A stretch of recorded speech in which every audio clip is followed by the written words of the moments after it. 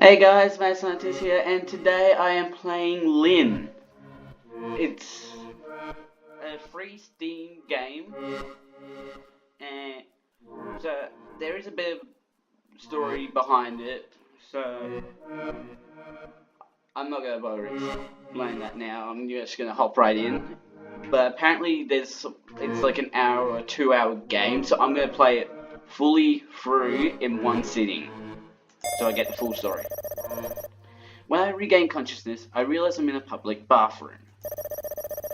But it's not a normal public bathroom.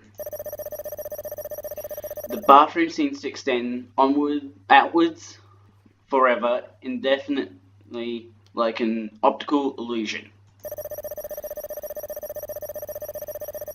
The dim light bulbs are suspended on flimsy plastic strings. They go in and out intermittently, unsure of themselves. My head feels heavy. Why does it hurt so much? I sigh and hold a hand against my temple. I can feel it pulsing beneath my fingertips. Gross. Human bodies are really gross. They're bags of flesh that contain all sorts of stuff. Bones and blood and guts and goo, with hearts that beat and lungs that shudder and bladders that fill up with amber urine. Thinking about it makes me want to dig my fingernails into my skin and dig it all out. But I bet that would look gross too. Maybe I should pull my eyes out first, so I don't need to see all the blood as it splatters on the tiles. But if I know anything about biology, which I don't, I'm rubbish at school. Blood doesn't stay red for very long. When it's exposed to the air, it oxidizes, I think. And then it starts to turn brown.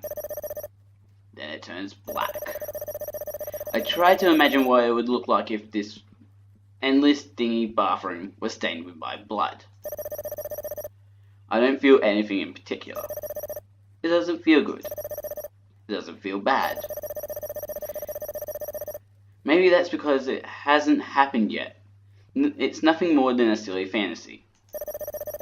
My head is still hurting. My footsteps fall against the floor. When did I start walking? I don't know. I feel like I've been walking for years. The walls and the floor and the stools and the sinks and the dryers and the bins and the mirrors continue to repeat over and over again in a loop. A stuck videotape.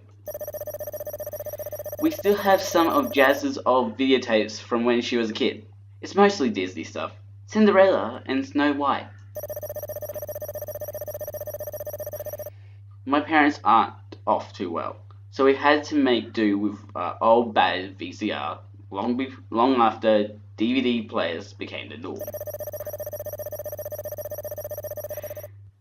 Our VCR was like a monster. It made horrible noises whenever you put a tape in there, and it had cannibalistic tendencies. That doesn't sound nice. It liked to spit out tapes, with the film reels leaking out. Okay. When I was young, it used to scare me a little. It's scaring me a little right now. I've never seen that. Lots of things scare me. I turn my head, glancing this way and that. There are 5 sinks lined up neatly against with wall, complete with silvery taps and soap dispensers. Isn't that supposed to be against the wall? Somebody stole a roll of toilet paper and left it soaking in one of the basins. The paper flops limply over the side of the bowl. It's a bit sad. The taps are turned off, but water still drips from their faulty heads. They're leaking. The lone roll of blue paper is starting to turn soft. It's collapsing in on itself like something rotten. I keep walking. I walk past the sinks. At least, I think I walked past the sinks, but then I turned my head and I could see them again, right in the corners of my eyes. 5 sinks, chipped and cracked, with soap dispensers and that same roll of toilet paper lying in the rightmost basin. The roll of paper is still being waterboarded by the faulty tap. I walk by trying to ignore it, but when I glance to my right once more, there it is again. 5 sinks, 5 basins, 1 roll of toilet paper decomposing slowly. The toilet paper looks worse every time I see it. White paper begins to flake away from the cardboard skeleton. It melts away. I feel like I'm melting away too. I don't know how long I've been walking. My feet are cramped inside my shoes. My toes are pushing up unpleasantly against the tips so they rub red raw. That's when I realize I'm wearing my old white heels from Aunt Shirley's wedding. Not her last wedding, the wedding before that. I must have been 9 or 10 back then. I'm 15 now, and my feet have done a fair bit of growing. No wonder these shoes hurt so much. My feet were made for them. Not the feet I have right now, at any rate. Why am I wearing them? It hurts. But I keep walking. I can't not keep walking. I'm afraid something bad will happen if I stop. Suddenly, alarmingly, I'm aware that I'm not alone. There is something behind me, but I don't know what that something is. I look back over my shoulder, my breath catches in my throat. Everything has been swallowed up by a musty, impenetrable darkness. The darkness smells like the inside of a walk-in wardrobe that hasn't been walked into in a very long time. I tremble. My footsteps strike against the tiles over and over. My heart beats inside my chest. It knocks against my ribcage. My feet hurt. They hurt so much. What is that sound though? I'm hearing steps or something. I think they've started to bleed. Sores and blisters roll along the backs of my feet. I can feel welts in the grooves between my toes. Oh no! They're all bursting. Ah!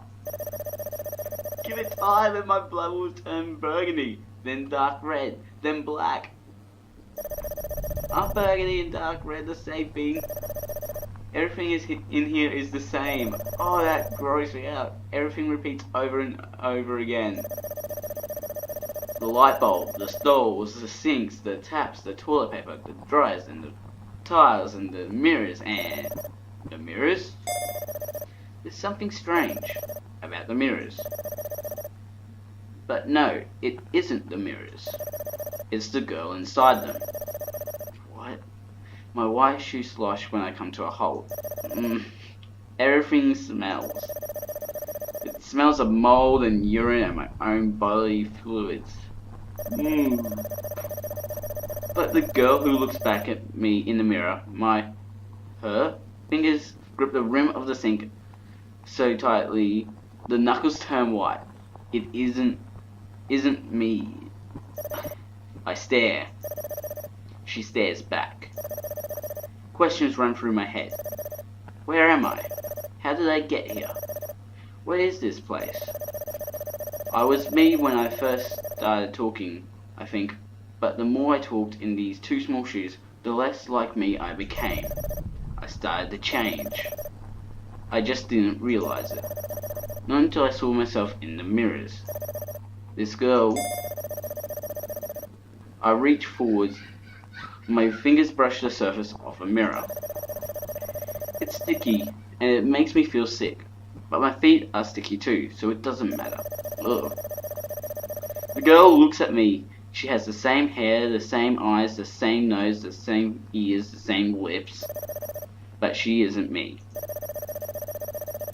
My muscles tense beneath her skin. Her face responds. It smiles when I smile and frowns when I frown. This face is mine, but I know it isn't. It can't be. I'm not her. She's not me. Lynne? When I speak, an alien voice comes from my mouth. My breath catches in my throat. And then, I feel something brush against the back of my neck. Oh, there's nothing in the mirror. But there's something behind me. I don't know what it is, but I know it's something cold. Even colder than the roll of toilet paper soaking in the sink on the far right. I don't know how long it's been soaking for. I don't know how long I've been here. I don't know how long I've been her. I don't know anything really, but I do know that this is it. The end. There'll be no more repetitions. No more walls and floor and stools and sinks and dryers and bins and mirrors. There's just me. Me and the darkness and the bad thing that lurks within it. Behind me. Breathing against my neck. Welcome home, Lynne. It seems to say with invisible teeth encrusted with algae. We missed you. But that's not fair. They've got the wrong girl. I'm not her. I'm not. I'm not Lynne. Hey, Squirt. Rough night? I root through the bread bin, unearthing the last two slices of Warburton's half and half. Naturally, they're the crust. The cast-offs nobody wants. I glare at Jess. She sits at the kitchen table eating her own slice of toast, not the crust. She saved those for me. Oh, thanks a lot. No problem, honey. Why are you so selfish? I wonder. Maybe because I'm a horrible person? Well, I know that. I slot my bed. I slot my bread. Crusts, I mean, into the toaster and sigh. I feel worked up. I've been worked up ever since I woke up. I was worked up when I was brushing my teeth. I was worked up when I was combing my hair. I was worked up when I put on my skirt and sliding my socks and buttoning up my shirt. Now I'm worked up as I wait for my incredibly appetizing breakfast to finish toasting. Fish a knife from the cutlery drawer and peer inside the inner workings of the toaster. I peer a little too closely, actually, and my hand nearly got caught inside it. Oh, that is not a good thing. Oh, good thing your hand didn't get caught. That would have been a fire. I draw back, startled. Jazz snorts. Well done, genius. Shut up. Stick my tongue out at her. She sticks her tongue out too. I glare back at the toaster, but I don't lean in quite so closely this time. I tap my feet against the floor and sigh. Why is it taking so long? You going anywhere in a hurry? I have to go to school. Don't know why you're so eager. I always hated school. I can tell. Yeah, but I have exams coming up. I pick up the knife and begin to prod at the tops of my slowly toasting crust. You shouldn't do that. You'll electrocute yourself. Yes. Like you care. I do care actually, and you'll definitely care when 1,000,000 watts of electricity are coursing through your thick skull. Whoa, that's a lot of watts for a toaster. I don't think that it's that many watts. I'll survive. That's what you think. Well, depends, really. God, why do kids think they know everything? I'm not a kid. Please. Jazz tucks and rolls her eyes. She does this a lot. It's very effective. Jazz always wears a lot of makeup and she's good at applying it. Her eyes are particularly expressive. Jazz is pretty already. She doesn't need makeup. She doesn't really need makeup, but the makeup makes her even prettier. I'm actually inclined to agree with that statement. According to Jazz, putting on her makeup is the sole thing that gets her out of bed in the mornings. I guess there's not much else for her to do. She doesn't have a job. She just sits around the house all day. Sometimes I wish I could do that. I thought you were meant to be the smart one in the family, Lynne. I'm not smart. I suck. Well, don't put yourself down. Literally. Piss off. Jazz is the one who sucks. And that is literal. The bulge of her belly is proof enough. Not that you get pregnant like that. I know that much. I might be in secondary school, but I'm not that thick. Not that thick, anyway. Oh! That's my friend pop up like I should be happy. I'm not. Piss off. I poke the crust with the tip of my knife again. They don't reply. Jazz does. Why are you talking to your breakfast, you crazy girl? I thought you said you didn't want to be late to school. I don't. Then why don't you get a move on? You'll miss your train. I know. I grab a plate and slide my crust onto it. I smear butter on the crust an inch thick. Like this will somehow make them taste better. And a scoop of lemon curd for good measure. Lemon curd? I've never heard of that. I think this game might be a bit British. The lemon curd mixes with the gooey, bright yellow butter. The end result looks kind of gross, but it tastes fine. I take my plate to the kitchen table. I stumble on the way there, twist my ankle in thin air. I curse beneath my breath. Shit. Shoot!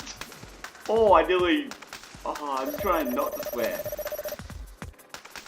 Hey Lynne, are you sure you're okay? You seem a little out of it. A little, I guess. Bad dream? Yeah. Bad doesn't quite cover it. Terrible, more like. My feet still hurt. I checked them when I woke up this morning, trembling to see whether they were still in one piece or not.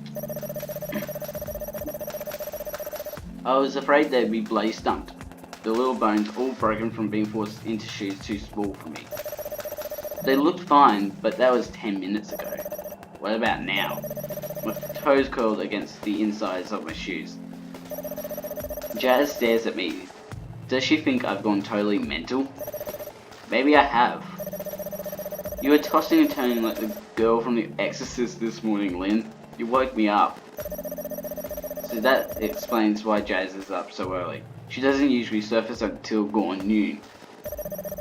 She doesn't have to. Not since she dropped out of sixth form college? What?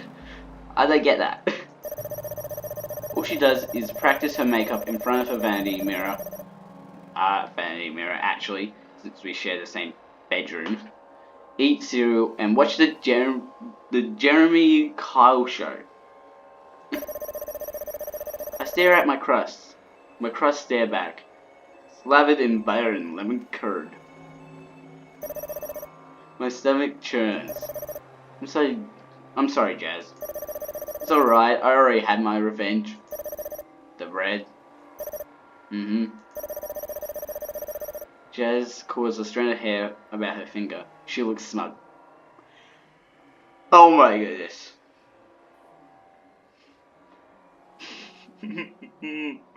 I already dislike her. So, what you gonna be doing today? More studying? Don't mention the S word. Now, you got your GCSEs coming up in what? 3 weeks? You better get cracking. Oh geez, 3 weeks. 3 weeks till tests? Oh, damn it, I've already done tests. I've already done high school. I don't want to do high school again. I bite into my bread crust, smeared with butter and lemon curd. The butter is sweet, oily, and fatty, while the lemon curd is sharp and sweet. It's thick, sticky. It feels like it's clogging up my throat. That doesn't seem good. Maybe I put a little too much on. You know, Mum and Dad expect a lot from you. Don't let them down. Where is Mum and Dad? Are they gone? Do we not live up with the parents? Also, by the way, I have noticed this stress meter, and it's at 18%. Oh, jeez. I feel sick. I definitely used too much lemon curd. Jazz, please. What? It's the truth. After I turned out to be such a monumental F-up, the least you could do is not fail all your GCSEs. You're supposed to be the smart one, remember? That's what they say, but my voice trails off. My cheeks are smeared with toast crumbs and bits of lemon curd. They feel oily. I swallow. I don't want to talk about it. Well, you'll probably be fine. Yeah, you have to try to do worse in your GCSEs than I did. Yeah, but it's different now. You could retake your SAMs. I can't. Sucks to be you. Oh my gosh, I hate Jazz is so annoying. Jazz sounds so cheerful. It kind of makes me want to punch her. But I know I can't. Not anymore. We used to fight a lot when we were younger with hair pulling and scratching, but hair pulling and scratching? No! Why? And I've just noticed the stress has gone up to 20%. Jeez. Now Jazz is pregnant. I feel a little guilty about slapping her. You can't hit pregnant women. Oh my gosh. Even if that pregnant woman is your sister, who isn't really a woman. I don't think she is anyway. She's only 19. Wow, 19? How old are you then? She's still a teenager, technically. I click my lemon curdy tongue against the roof of my mouth. I should probably get going. You probably should. Don't drop out of school before your exams start. Otherwise, what would be the point? Sometimes I think Jazz derives happiness from my suffering. She really is a rotten big sister. What do you expect from big sisters? She's always been like that. She used to bully me relentlessly when we were little. Man, there's so many hard words. She was always kicking me beneath the dinner table, hitting me with the TV remote, and whispering creepy stories into my ear at night when I was trying to sleep. Okay, I have a big sister and she didn't do this to me. Jeez. She told me Santa wasn't real when I was 4. Oh, what? No. I cried. I would be furious. I cried a lot. And then she went and got herself knocked up. And now she's so heavily pregnant, I can't argue back when she starts being a B word because I feel guilty. Maybe she's smarter than her GCSE results give her credit for. I dropped my plate in the sink. It's coated with crumbs and a smear of buttery lemon. What are you gonna do all day, Jazz?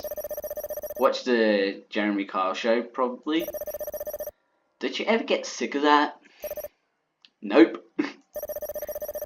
I don't like that show. I think it's mean. It's the sort of show that makes fun of people like Jazz. The audience watches poor, sad, broken people pour out their guts and argue with each other and break down into tears, and then they laugh and cheer and applaud like it's something funny. It isn't funny. It's real people's lives, and I hate it. But Jazz doesn't seem to care. I know it's mean, but I'm not on that show. Why does it matter? I run my dirty plate beneath the lukewarm water and frown. It just isn't very nice. Says you. Didn't you give that girl in your class a black eye a few months ago? What? She deserved it. She called you a Jeez, there's and SLUT. I will not say that word. She might have been right. Jazz prods at her belly. It strains beneath her shirt like a large, obscene balloon. Maybe I am a... I am not reading those words. This is why I can't argue with Jazz anymore. Not even when she steals my apricot yogurts. She doesn't fight back like she used to. Wind tugs at the hem of my school skirt. I hold it down with one hand and use the other to support the straps of my beat-up old messenger bag.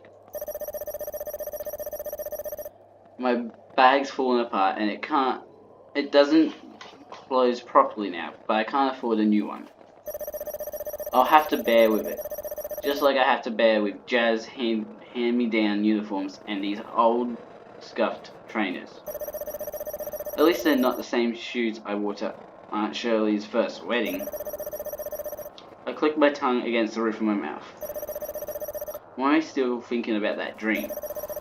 It must have left an impression on me. That's rare. I have bad dreams on an almost daily basis, but the details start slipping away the moment I open my eyes. It's definitely unusual for me to still remember, not just the gist, but the specific ins and outs of my dreams while I wait on platform number 2 at Strawberry Hill Station for my train. There are a few other people watching, glancing alternately between their watches and their electronic signboard. Rush hour in London is never pleasant. The trains are always packed. I hate going to school, especially with a bulky messenger bag to manipulate. Once I hit a small child in the face with my bag when I was scrambling onto the train. He cried and his mother scolded me very, very loudly in front of all those smart businessmen. No! What do you think you're doing, you clumsy girl? His nose is bleeding. You could have caused some serious damage. What do you have to say? What? What? Okay. It's a bulky bag. What? By the end of this woman's tirade, I was almost crying too. You're taking that... You can easily argue a point of... You didn't see the kids! Seriously! I couldn't cry, of course, because I wasn't a little kid, and people don't think it's cute when teenagers cry. They think it's pathetic. I was 13 back then. I'm even older now. I don't feel any wiser though. My GCSEs are coming up soon. Then I'll be finished with school for good. I won't need to ride on the cramped train at 7:30 in the morning ever again.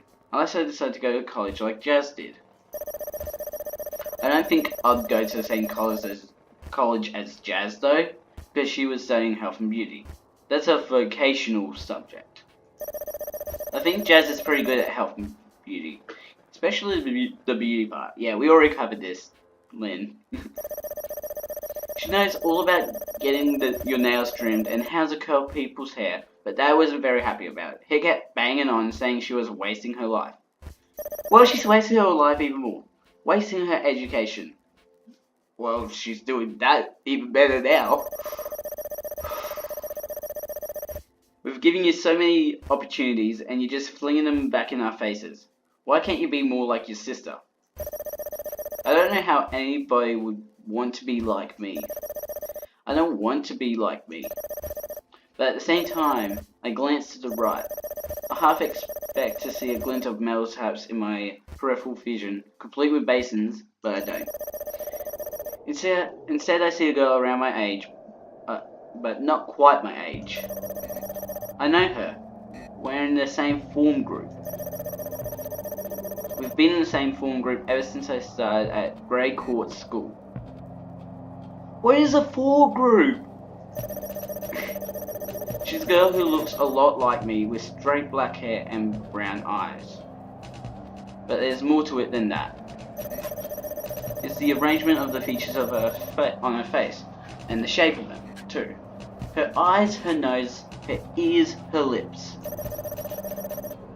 She looks too much like me, it's a little creepy. She looks so much like me that Mrs. Madley, a form teacher, did a double take when she saw us in our oversized grey court uniforms on our first day in Year 7. She asked us, in this very exaggerated tone, if we were twins. I like being a twin. Being a twin is something special. We're not, of course. We're not related at all.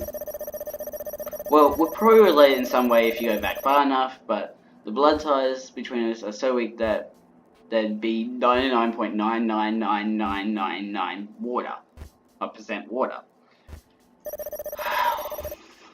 It doesn't help that she has the same name as me. A similar name, at least. My name is Lynne. She's called Lynne. She's me, but me who reached into the Scrabble box and pulled out an extra vowel. Her name would be worth a lot more than mine if you try to play on the board. Wow. It sounded like 1 point. She's like so much better than I am. Because of the longer name. Who judges based on the length of a name? And in a way, I guess she is. That is just downgrading yourself. Her school bag is nice and shiny, so are her shoes. Her uniforms are always ironed, and her tights never have any holes. She's like me, but better. Lynne with an E. She'll probably do better in her GCSEs than I will too. Really? That's a given. Lynne is really smart. I look at her. I look at her for a little too long, as I often do, and she lifts her head. Whoa, that is actually pretty freaky how similar. I think the only difference is hair length. Yeah, her eyes meet mine. Her gaze hurts. It feels like a needle is digging into the back of my skull. Why was she in my dream though? A short, sharp pain splits through the side of my head. I wince.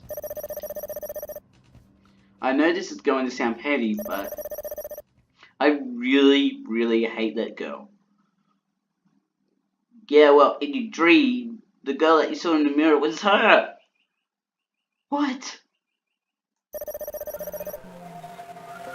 Hey Lynne, guess what Aki bought me? I don't know. What did Aki buy you? I'm probably pronouncing that name wrong, by the way. Well... Susie smiles smugly, her head resting on her hand, her elbow resting on her desk. Doesn't look like it from this picture. What's up with the music? Her legs are crossed, but she keeps uncrossing and recrossing them and adjusting the hem of her skirt. Susie's kind of like that. She's one of those girls who's lucky enough to be considered kind of pretty, despite all of her freckles, and she finds it quite... She likes flaunting it. Her thighs are the prettiest part of her body. Her thighs are slender, milky white, and she wears a school skirt her school skirts a little too short so she can show them off, even in the winter. I'm kind of jealous. I'm going like there's music going on in the background. Susie's cute enough as it is, even though her name is cute. Though her full name is Susanna, which is a little stuffy. She doesn't need to make herself cuter. Being her friend is kind of bad for my self-esteem.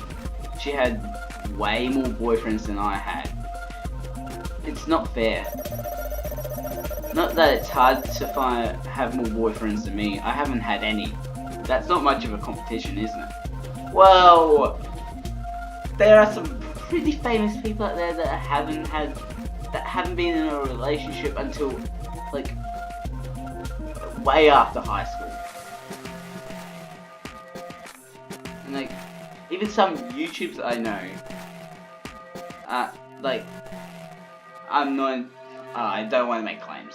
I'm just gonna shut it. Like I could ever compete with Susie. He bought me a maid uniform, a real maid uniform. Oh no! If you don't know what that means, ooh, Susie may have found himself from one hell of a night. Oh really? That's cool, I guess. I tried to sound enthusiastic. It's hard work. I had to listen to Susie talk to me, talking at me. More like about her dreamy boyfriend for the last month and a half. Aki. She met him online and when she was doing a live stream. Hey, we got a fellow YouTuber in the game! Small world! He contacted her and said she could compose music and he knew a little bit about idol culture and if she was really serious about being a performer, then he could be her manager. Now he's dating her. Oh, well, dating in the loosest possible way, since he lives in Japan and we live in Richmond. So, what? They have forums over in America? Forum groups over in America, okay. Or it's probably Europe. Oh no, I said British. Wait, I'm getting confused. I'm confusing myself now. I'm gonna stick with British though. It is cool, right? I'm going to wear it on one of my live streams. Oh wait, so he lives in Japan, so he sent the uniform to, oh. Is he gonna do it over the line? Oh! Is he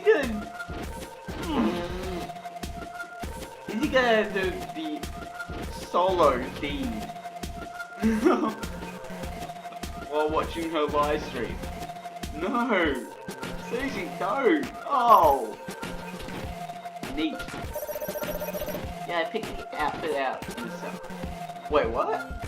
It's kind of expensive, but I mean... Oh, so... Oh... Okay, that's confusing. So, he gave you money to buy the uniform. He didn't get it for you, you got it for yourself. He gave you money for the uniform, that's what he did. Jeez! Susie smiles and shrugs her shoulders coyly. Having a rich boyfriend must be nice. It must be nice having a boyfriend, full stop. Though I guess Aki's more of a man than a boy, and he lives so far away, he and Susie have no hopes of ever kissing and cuddling. Suck it, Susie! Well, all the boys in our year group are stupid. The boys in our form are especially brain dead. Well, Bradley Heard tried to give himself a tattoo with his projector and a blue biro pen in math. He managed to give himself a makeshift tattoo, a lopsided wonky one, but he also gave himself blood poisoning. Well, I don't think he lasted long. Oh jeez. And that is why you never use a pen to draw yourself. Greg Bentley's always making lecturous comments and trying to peer up girls' skirts when they walk up the stairs. Oh, Craig! I don't know how to respond. That is wrong. Also, my man. Oh man, that makes me wrong. I don't like them. I don't like them at all. Well, in fact, I hate them. I hate them too. Girls my age are meant to be interested in relationships. I think. That's what all teen books and movies say anyway. I'm not though. Maybe there's something wrong with me. That's what Jazz says. She had a lot of boyfriends when she was my age too. But I don't think she ever really liked them. Sometimes I try to imagine it. But letting a boy like Bradley or Craig touch me with their dirty, smudgy fingers makes me feel sick. If I had a boyfriend, I think I'd rather have a boyfriend like Aki, who lives so far away I never have to worry about him peering up my skirt or trying to grope me. Oh my goodness! Groping? That happens in this school? How would students... not like anybody would want to. Aki's so generous. Susie's still stuck in La La Land. She's mooning over her boyfriend like he's the second coming of Christ.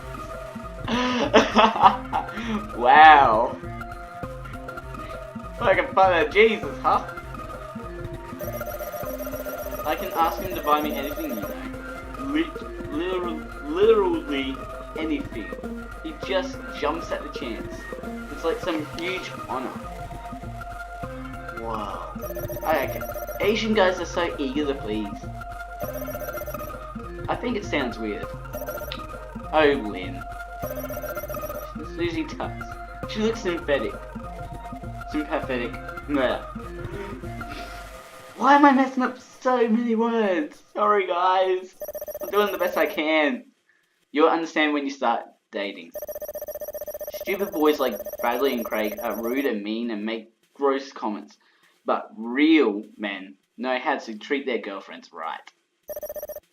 Why is that? Because they know how lucky...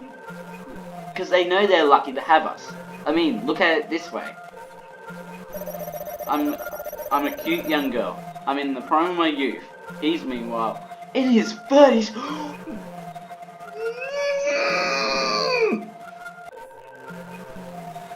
This is inappropriate. Oh my gosh. He's in his 30s, guys! That is so inappropriate. Oh my goodness. Well, he says he's in his 20s, but I don't believe it. I've seen the photos. Even in his 20s, he shouldn't be dating a teenage girl. This is like Susie. Susie, what are you doing? He's old, and he's not really super attractive. I think he's cute, but there are way better guys out there. Why should I be interested in him? Because you like each other? I guess, but that's not it. It's because he has money. It isn't? Of course not. Don't be daft. It's about give and take. He wants a cute young girlfriend, and I want somebody who will spoil me and buy me nice things. Everybody wins. So, you're saying it's just for the money? Gold digger! But what do your parents think about Aki? What they don't know doesn't have to... You don't even tell your parents? Man! Aren't they suspicious about all the packages he keeps sending you? You worry too much, Lynne. Susie looks at me pityingly. She always looks at me like that, but I'm slow in the head. So what if she had a couple of boyfriends? That doesn't make her more mature than I am. I can tell. Jeez. But judging by the way she talks, you'd think she was far older. You should live a little. That's why you never had a boyfriend yourself. Whoa! Hold up! Hold up, that's very judgmental. I don't think I want one. You will. Give it time. Oh my gosh, my stress is up to 23%. Like it's a foregone conclusion. Susie starts peering at her fingernails. She turns them this way and that, examining them beneath the lights of the classroom. Her fingernails are perfect, just like the rest of her. They're manicured, painted with nude gloss. She never ever bites them. I'm a nail biter myself, so... Who has the time to worry about their appearance that much? Susie, I guess. Why did you ask then? Susie's been doing live streams from her bedroom for a couple of years now, and in her attempts to become a Japanese idol. An English angel with white skin and blue eyes. It seems to work out for her. I think she's actually pretty popular. Not that I watch her streams. It's kind of voyeuristic, I think. And anyway, who wants to watch their best friend since kindergarten wear cat ears or a kimono?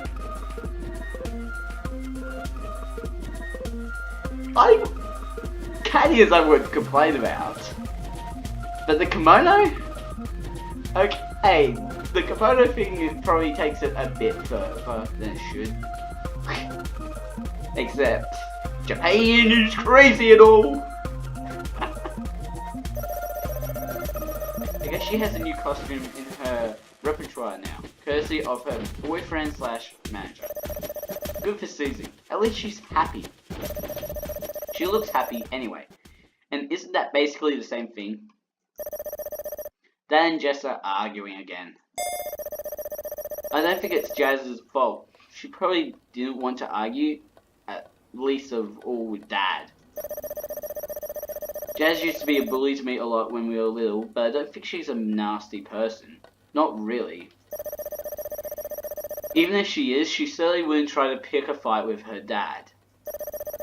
Dad's a lot bigger than both of us, and he's scary too. He'd be scary even if he didn't have such a quick temper. Dad's shoulders are broad and his hands are very large. They're scarred from years of manual labour. He works in construction, has done ever since I can remember. Whoa, that grammar didn't work well. It's kind of good Dad works in construction. Usually he's too tired and dusty to hold anything other than sigh and grunt and lie on the sofa watching the TV when he comes home from work. Okay, so the dad does live with the sisters. But what about the mum?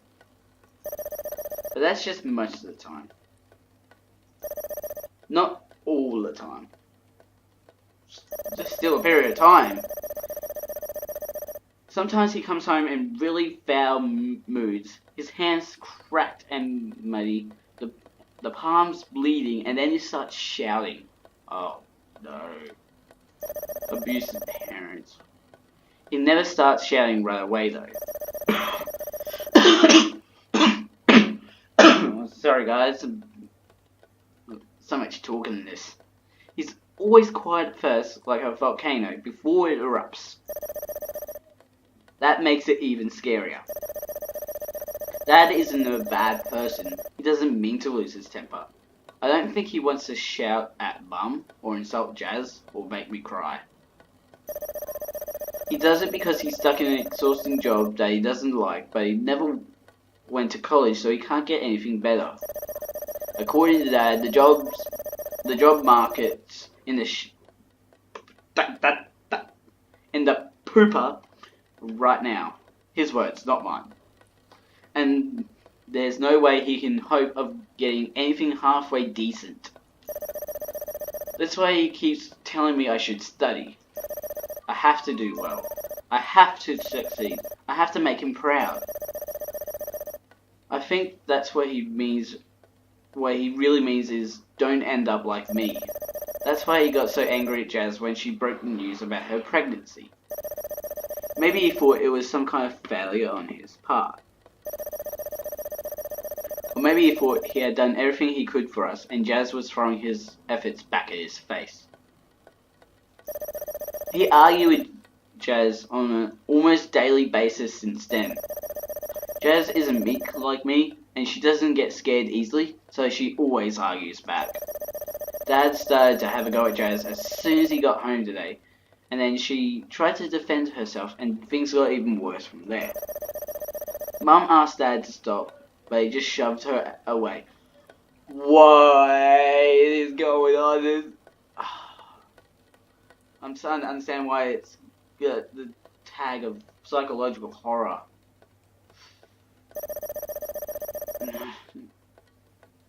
Stay out of this, Marigold.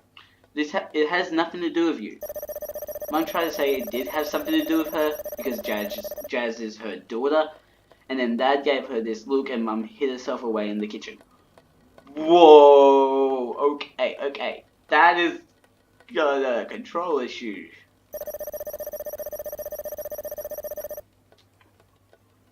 Dad and Jazz are still arguing, even now. I can hear them downstairs, their voices echoing through the house. So you just sat at home and did nothing again? You're wasting your life. Well, what do you expect me to do? I'm 6 months pregnant. I don't want to risk hurting the baby. The baby, it's always the freaking baby. You should have thought about that before you gave yourself to the first man that asked. I already told you, it was a party. I was drunk. And that makes it all better, doesn't it? I wasn't saying that. I don't want to hear it. I didn't raise my only daughter to be a hoe. No, not that word either. S. I wish the walls in this house weren't so thin. I can hear them yelling even though I'm in the upstairs bathroom. I think the neighbours can hear too. We've had noise complaints more than once. The arguing got so bad at one point, Jazz moved out to live with one of her friends for 3 weeks. Mum cried and thought she'd never come back, but she did. Dad cried too. He hugged Jazz and called her his baby girl and said he was sorry. He was so sorry. Said he never shared at her like that again. He was wrong. I stared at the ceiling. The beige paint is peeling and mold is spreading in the corners. The water, now lukewarm, pools around my body. The tap is faulty and it drips over and over again into the already overfull bathtub. It's not loud enough. Not loud enough to drown out the noise. There's always so much noise. I sink back in the tub, submerging myself completely. I want to hide from it all. Everything. There are rolls of fat on my tummy and my legs need shaving. They're nicked here and there with small scars from my last attempt. I have PE tomorrow. It's my least favourite lesson. I can't stand it. I don't like getting changed in front of my classmates. I always worry, compared to someone else, that my body looks all wrong. I close my eyes. The water flows about my head. It worms its way inside my ears. Oh, that is a weird feeling when water gets in your ears because it's just like you can't hear anything that well. It's hard to hear Dad and Jess like this. The sound is distorted, like it's happening on an alien planet millions of light years away. I think I preferred that. I like to live in space if it meant I could be alone. No Dad, no Mum, no Jazz, no Susie, no Lynne either. I wonder what Lynne's house looks like. I bet it isn't like this.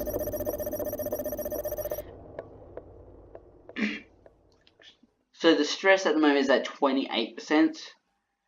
And I think we're just started a dream up.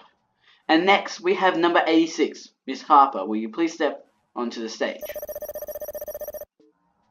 I want to obey the disembodied voice, but I can't. Wait, why do I look like Lynne? Like Lynne with an E. My legs are trembling like a baby deer's. My heart is pounding. I can hear them all, the crowd. They're cheering, so loud it hurts. They're getting more and more excited. The previous act is ushered off the stage. The red X that marks the spot is free. Waiting. I feel sick. Why did I sign up for this? I don't think I signed up for it. It must have been Susie. We saw an advert on TV a while back and Susie said it was a great opportunity. You wouldn't want to miss out on a shot at stardom, would you? She asked. I would. Very much so. I don't like performing in front of other people. It makes me feel uncomfortable. I'm not pretty like Susie. I'm not self-confident. I'm not anything, really. Why am I here? I want to turn around and leave, but I've already come this far. I can't back out now. The roar of the crowd is almost deafening. Miss Harper, will you please step onto the stage? The disembodied voice calls to me again. Cracky and distorted. It sounds impatient. The crowd are getting impatient too. So Susie. She's standing behind me. When did she get there? And she shoves me between my shoulder blades. My eyes are narrowed. Come on, Lynne, we worked hard for this. You can't back out now. I don't know. I'm nervous. Wait. What? It's not Lynne. It's a Lynne without the E in the. But she looks exactly like the girl. She looks exactly like Lynne with an E. Why? You can't be more nervous. Not after we worked on your choreography. And you have such a cute outfit too. You'd be ashamed not to flaunt it. Cute? I'm not so sure. This outfit will probably look cute on Susie, but it doesn't look cute on me. My skirt is too short. It's several inches above my knees. If I move around too much, I'll be in serious danger of exposing my underwear to the entire nation. Oh!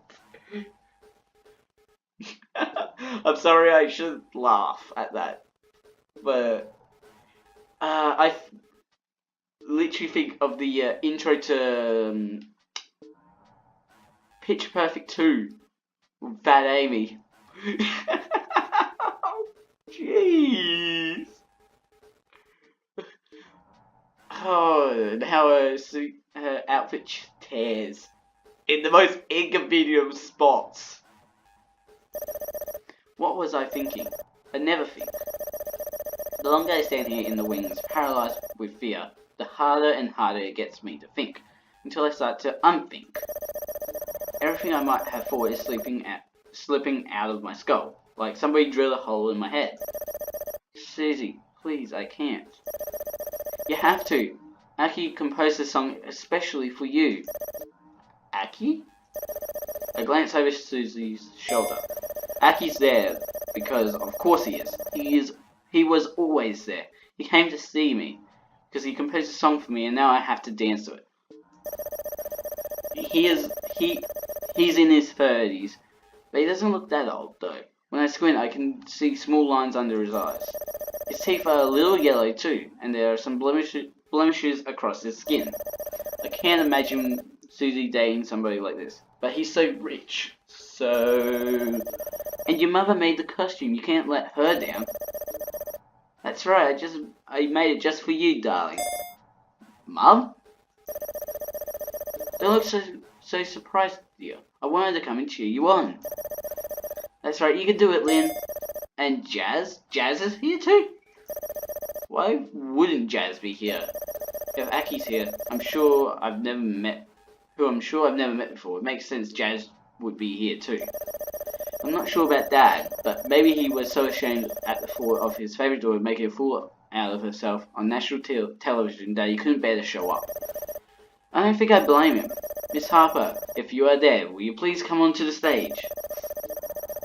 The audience are stamping their feet against the floor. I can hear them. They stamp over and over again. It echoes inside my skull.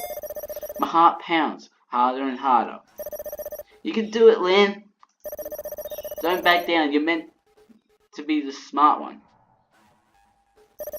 I've always wanted at least one of my children to amount to something. Hey, what about me, Mum? But you worry too much, Lynne. You need to live a little. That's why you never had a boyfriend. I feel like I'm going to be sick, but maybe Susie's right. I do need to live a little. I can't give up before I've tried. I breathe in deeply and square my shoulders. My stomach's churning and I think I'm going to be sick, but I try to suppress it. The show must go on. The show will go on, whether I want it to or not. The lights on the stage are far too bright. The roar of the crowd is deafening. I feel like I'm being tossed off the side of a ship. I'm drowning in sounds and sensations. There are so many colours I can see, the white lights flickering inside the eyelids when I blink. The stage is the only thing that separates me from the crowd. If they wanted, they could swarm forwards and pull me down at any time. Hurt me, trample me, break me. I shiver. Susie and Aki and Jess and my mother are waiting for me in the wings, just beyond the plush red curtains, but I've never felt so alone. My fingers tremble. My makeup is starting to run. I'm sweating foundation and eyeshadow and mascara like some sort of clown. A circus freak. The crowd goes wild. So Miss Harper, will you please introduce yourself? What brings you to Searching for the Stars? I need to lift my head. Stop looking at my feet. I doubt I'm making a good impression. My grip about the microphone spasms. When did I have a microphone? Oh well, it doesn't matter. I'm Lynne Harper and I'm 15 years old. I go to grey courts at secondary school and I'm not good at anything. The audience laughs appreciatively. But my friend Susie made me sign up for this and she put together a routine for me, so I'm going to sing and dance. Alright, do your best. Yes. Thank you. The music begins to play. It's a song Aki composed for me, but there's something wrong with it.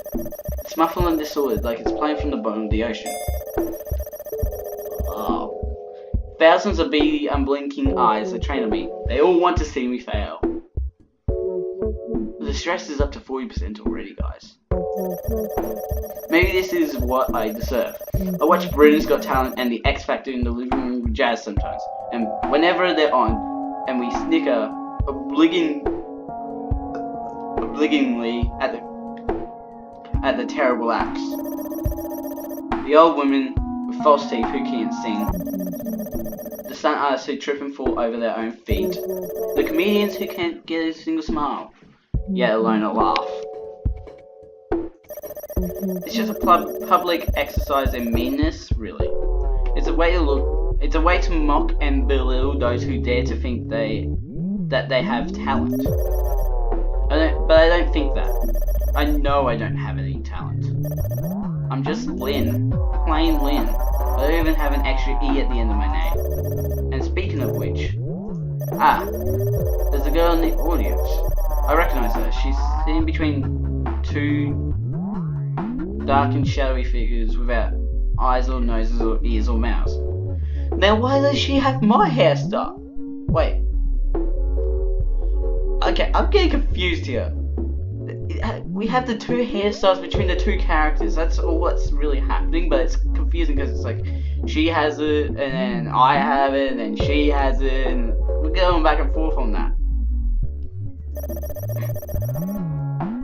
In contrast, this girl's features are very sharp. Her eyes her eyes are awfully familiar. So is her nose, her mouth, her ears, her hair. She looks just like me, but she isn't me. She can't be me because I'm up here and she's down there. Lynne? The music continues. I stand there feeling stupider and stupider with every passing second.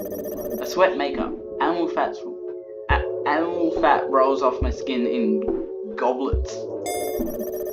The audience are getting restless. They start calling out to me, but I can't hear what they're saying. I'm glad too, but I get the general gist. They stamp their shadowy feet. They point with their shadowy fingers. They shout with their shadowy mouths. Get off the stage! She's not doing anything. What a waste. A waste. I really am a waste. I feel faint. I think I'm going to collapse until strange, scalding sensation begins to no, not just creep, caress. About ugh! The touch is almost intimate, but in such an incredibly wrong way. It makes the hairs stand up at the back of my neck. Oh no! What's happening? There are feelers all over my body. Or maybe they're not feelers. Could they instead be legs? Yes, legs, that's what they are. Hundreds upon hundreds of tiny insectile legs. Oh, insects! Ooh. They trail down the small of my back. They probe the dark crevice of my belly button.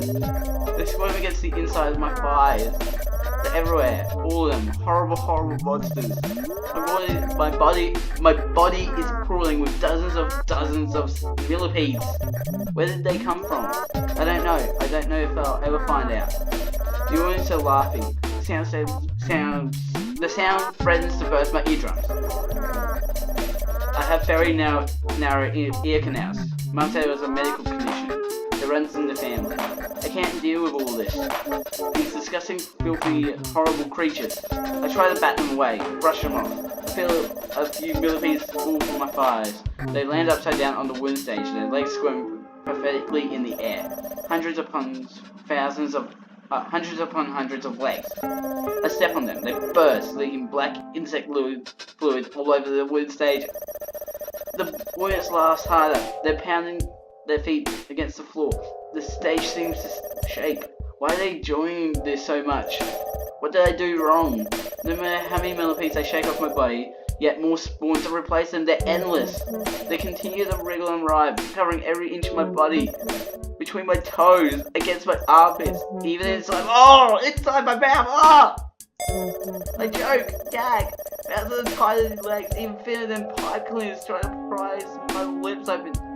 I can feel them wriggling against my toes. Ah! I'm going to throw up. I'm going to vomit centipedes all over the stage. Everybody's going to see. They're going to laugh. Everybody, except her. She won't laugh. She'll just watch and stare. She won't do anything to help me. Why would she? I've never tried to be nice to her. Why would she be nice to me? I can't keep upright. I fall to my knees, squashing several wriggling millipedes beneath me. There are more and more of them. They're not just crawling against my skin over my bra, inside my bra. Instead, they're inside. Oh, inside you! Inside me! Inside my mouth, beneath my eyes. Secreted away inside my face. I'm choking, I'm drowning, I'm dying, and everybody laughs. Oh my god! Oh, my stress is more than 50%, but the game stress is at 50%. Oh my... Oh! Hey Lynne, you finally woke up, and good god, you look awful. Morning, Sleeping Beauty. Did you have a good night? What?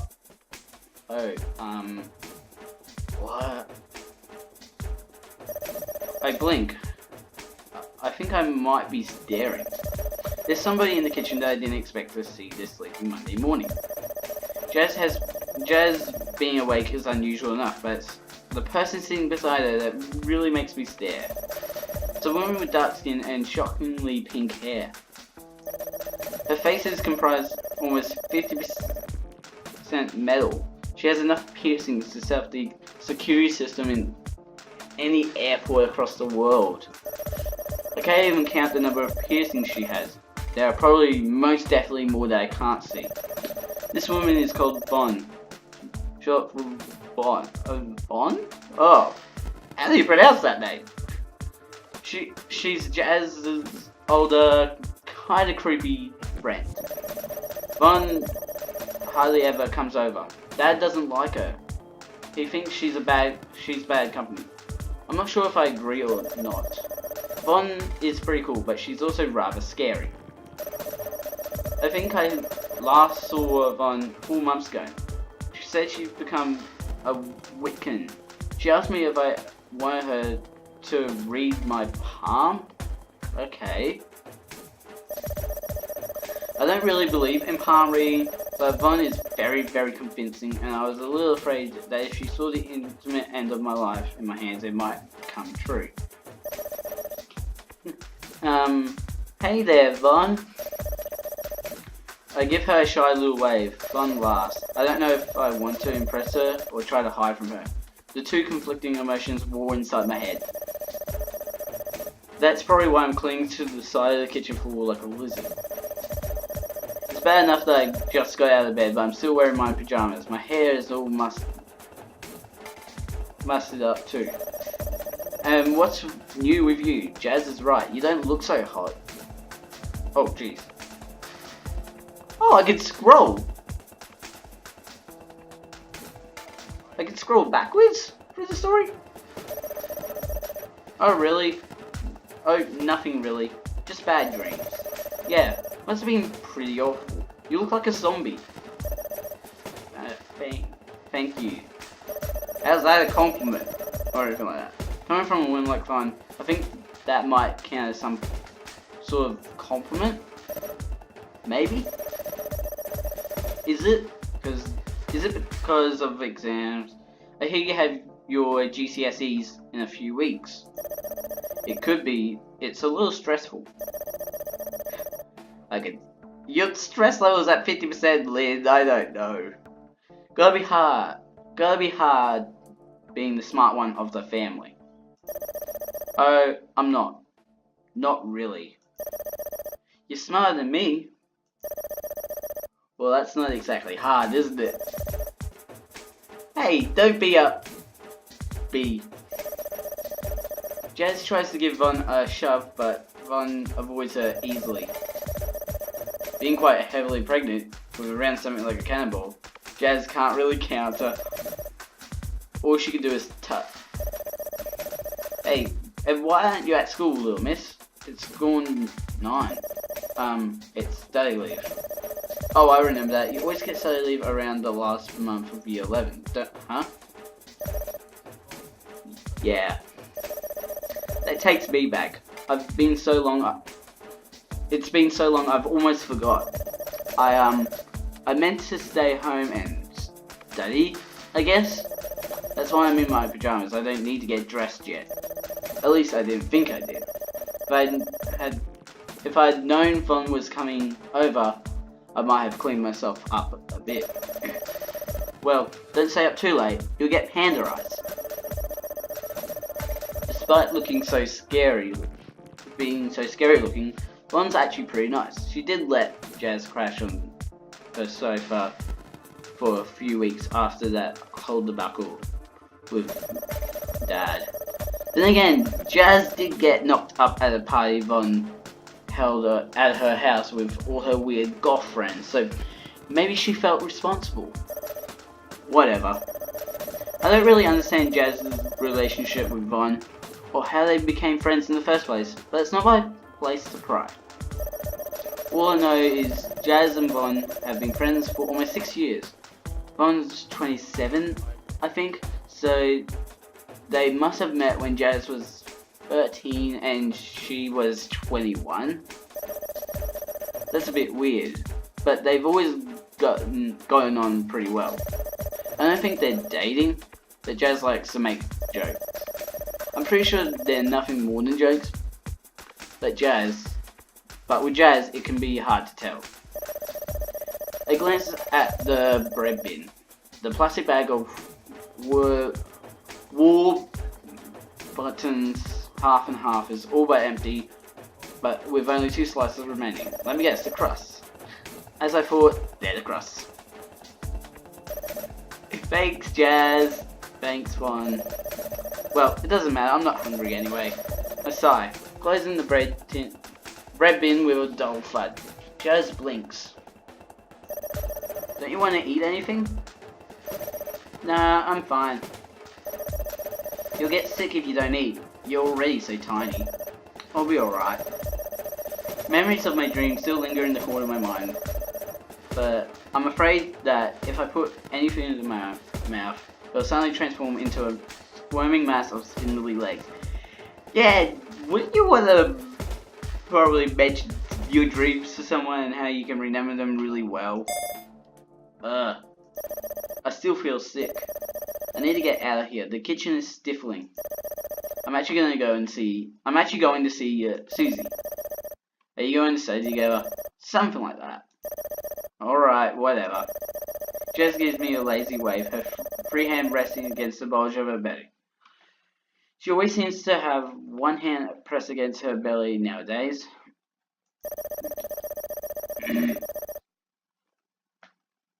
Maybe she's trying to communicate with the alien life form growing slowly inside her. Maybe she's trying to stop it from bursting out. That's a scary thought. Pardon me. Even scarier than Vaughn. Have a good one, Lynne. Don't stay out too late. If Dad gets back and you're not here, he'll go ballistic. I know only too well. Why hasn't at some point stress would have to go down. We are sorry to announce that the train departing from platform 2 to London Waterloo is delayed by approximately. I sigh and glance at the electronic display board. Why are you wearing the same clothes from your dream? Why? Okay, the whole Lynne and Lynne thing is weirding me out. The train times blink up, bright orange against black. Susie lives a couple of stops away. She'll only take 5 minutes to get there, give or take. But there's some kind of hold-up. None of the trains are running on time. For London, that's actually pretty rare. People always joke that it will be the end of the world before trains start arriving on time. But the trains and buses in London are pretty punctual. Even when there aren't, there are so many other trains and buses that follow similar routes that it doesn't really matter. I wonder if somebody threw themselves on the track. Why would you think that? When there's a big delay like this, that's usually the case. Oh, really? It's a fact of life I've always been aware of ever since I was 5. You were aware of that since 5? Oh my goodness. That's actually kind of depressing. Yes, it is. I frown, tapping my foot against the platform.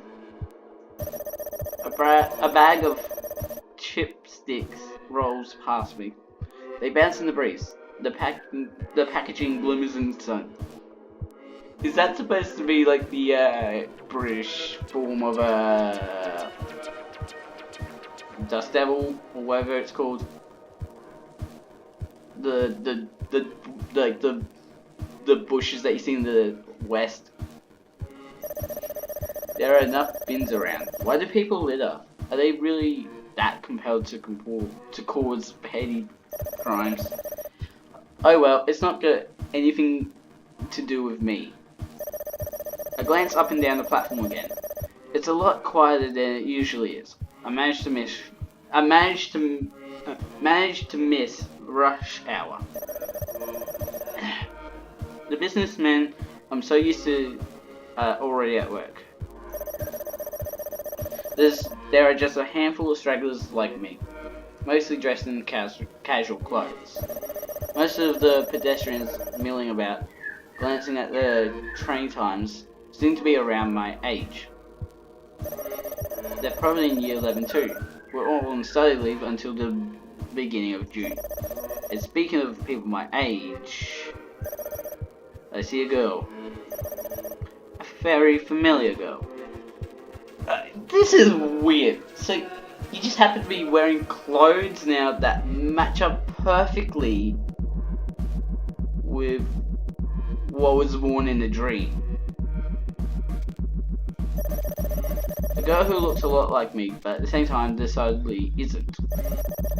She was in my dream last night, watching me with cold and impersonal eyes while I squirmed. She looks tidy and presentable, as per usual.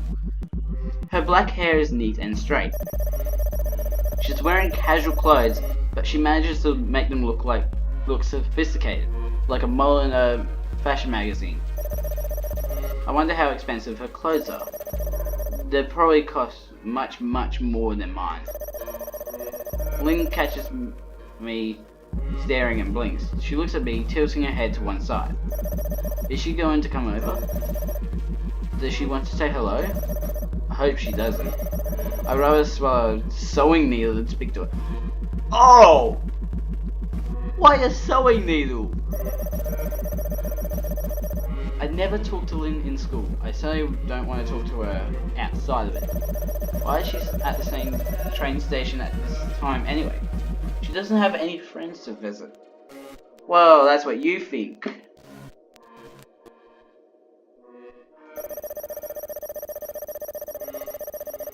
I know, because she's been in the same form group as me since year 7. Maybe Miss Madley thought we'd get along since we look so similar. And I've never seen her talk to anyone. She sits by herself staring out into space. Not that she seems to mind. What a weird girl. I really can't stand her. In fact, I think I hate her. But I've said that already, haven't I? Yes, you have. Thanks for reiterating that point. I just can't believe it.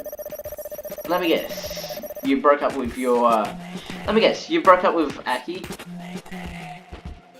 Susie sits on the edge of her bed, clutching a pink, heart-shaped pillow tightly to her chest. Susie's chest is bigger than mine. Maybe that's why she's so popular. Are we really gonna compare size? Sometimes when I look at Susie, I can't help but feel jealous. She's not just bustier than me, she's prettier too. Her clothes are nicer, her parents are richer. Susie's bedroom is really cute. It's pale pastel pink, with a few stuffed toys laying on the bed and a rose-shaped rug on the floor. Susie's bedroom is a little childish, in a way, but I think it suits her. It must make a perfect backdrop to her live streams. What does she do during her streams anyway? Does she talk in Japanese and do cute dances? I don't know, I don't really want to know either. Man, I'm messing up on basic sentences. But Susie's expression right now isn't very cute. She's angry about something. I'm guessing her boyfriend broke up with her. Positively fuming. Yep, her boyfriend broke up with her. How could Aki ask me to do that? That's so degrading. What did he want you to do? All kinds of things. Like, you know, stuff on webcam. This and that.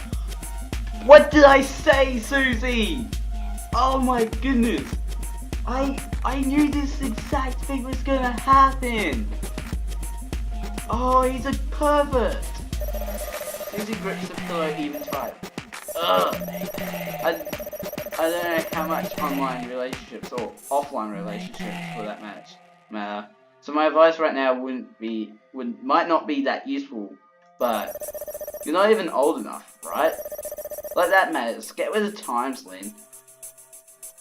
Lynne is correct! You're not old enough! And I'm really that outdated. It's not my fault. It's hard to keep up with the current trends when I don't have a laptop. Not like Susie. There's a computer in our house, but it's an old and boxy and from the 2000s. It takes forever to start up, and the internet connection is always going on and off. I only ever used it for homework. I certainly never used it to try and have an illicit relationship with an Asian boy, man, rather, on the other side of the world. Jazz would find out, or worse, Dad, and how embarrassing would that be? But it doesn't sound like Susie wants in an illicit relationship either. I don't know much about it, but when doing things on a webcam, it sounds a bit sad, doesn't it? We were certainly never taught about it in sex ed. Oh my goodness. Well, yeah, there's nobody actually there, so you need to imagine it a bit. Or at least have a good imagination. Most YouTubers, basically. Susie throws the pillow to one side and adjusts her pigtails. She strikes a pose. Everybody's cute little sister, Suzume. That's her stage name. But can you really call it that when she doesn't perform on a stage? Oh, I just called on.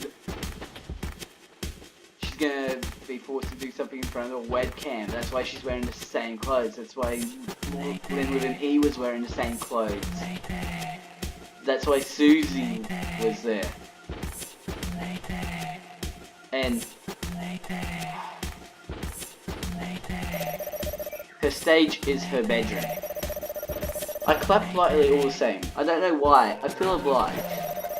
When you do that, you sound like a completely different person. It's part of the act. Everyone loves it. Susie rolls her eyes. I think she's wearing false lashes and circle lenses. Everything about Susie seems a little too big and entirely not real. Not entirely real. It's like watching an actress on TV. I thought Aki was different, but maybe he only likes me because of Suzume too. But he's writing new music. Yeah, not for free. Guys don't help cute young girls out for free. They don't? Of course not. People are always thinking about themselves. Not that I'm much better.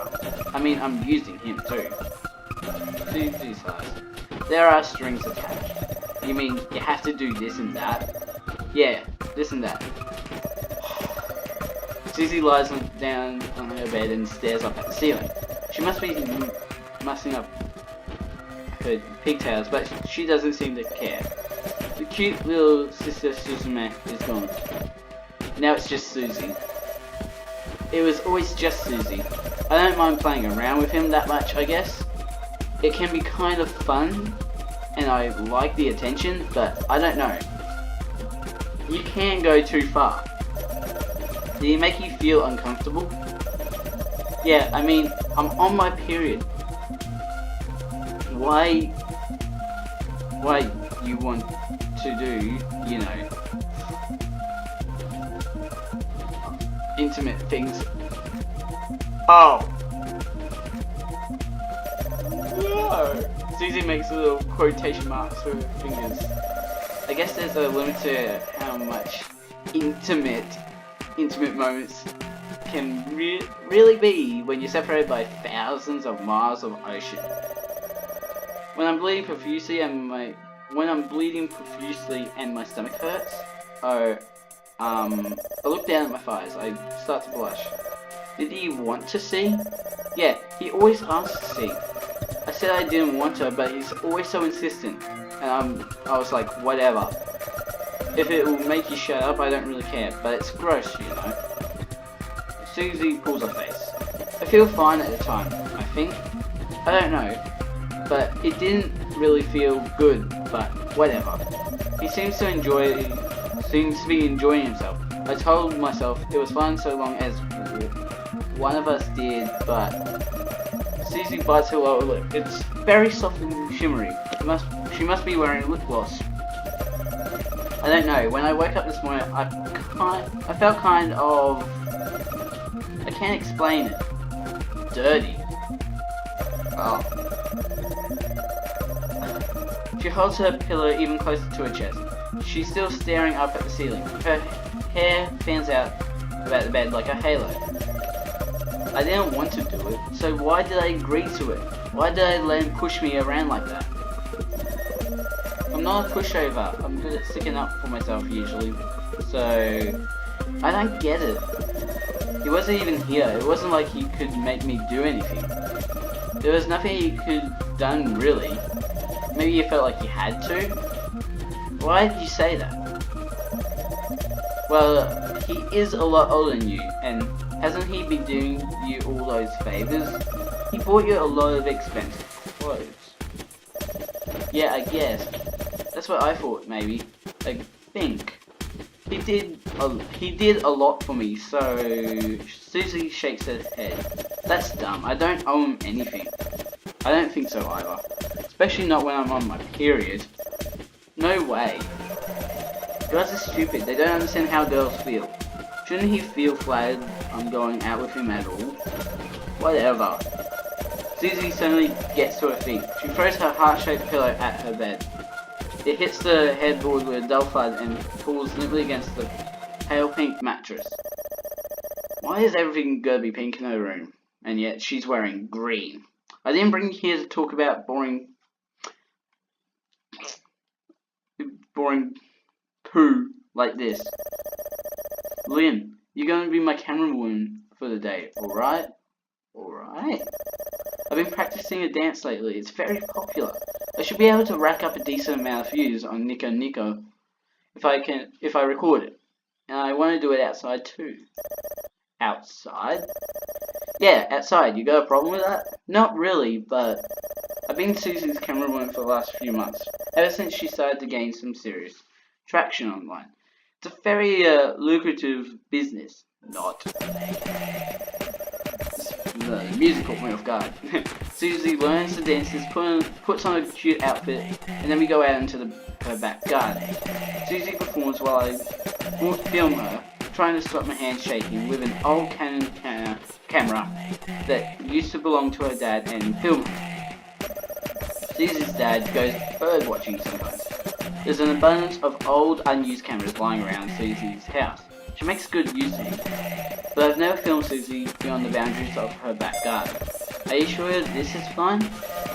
Yeah, it's fine. I have no problems with it. Videos are more popular if they're done in public, like at a park. The scenery's nicer. Really? They're more popular. I don't think that's what makes them more popular. These kinds of videos usually get more views. You can pull people in on the shock factor too. Like, I did this cute anime dance in public. Oh my goodness. I guess Susie's done her research. Beyond her little sister Suzume persona, Susie's pretty calculating. Damn. She'll do almost anything to boost her views and increase her fan base. I'm impressed, but if you dance outside, people will stare at you. So what? A few stares won't kill me. They might insult you. I can deal with it. What if they throw things? People don't throw things in Hyde Park. It wouldn't be respectable. I feel like pointing out that most young girls don't dance to cute Japanese songs in Hyde Park either, but I don't.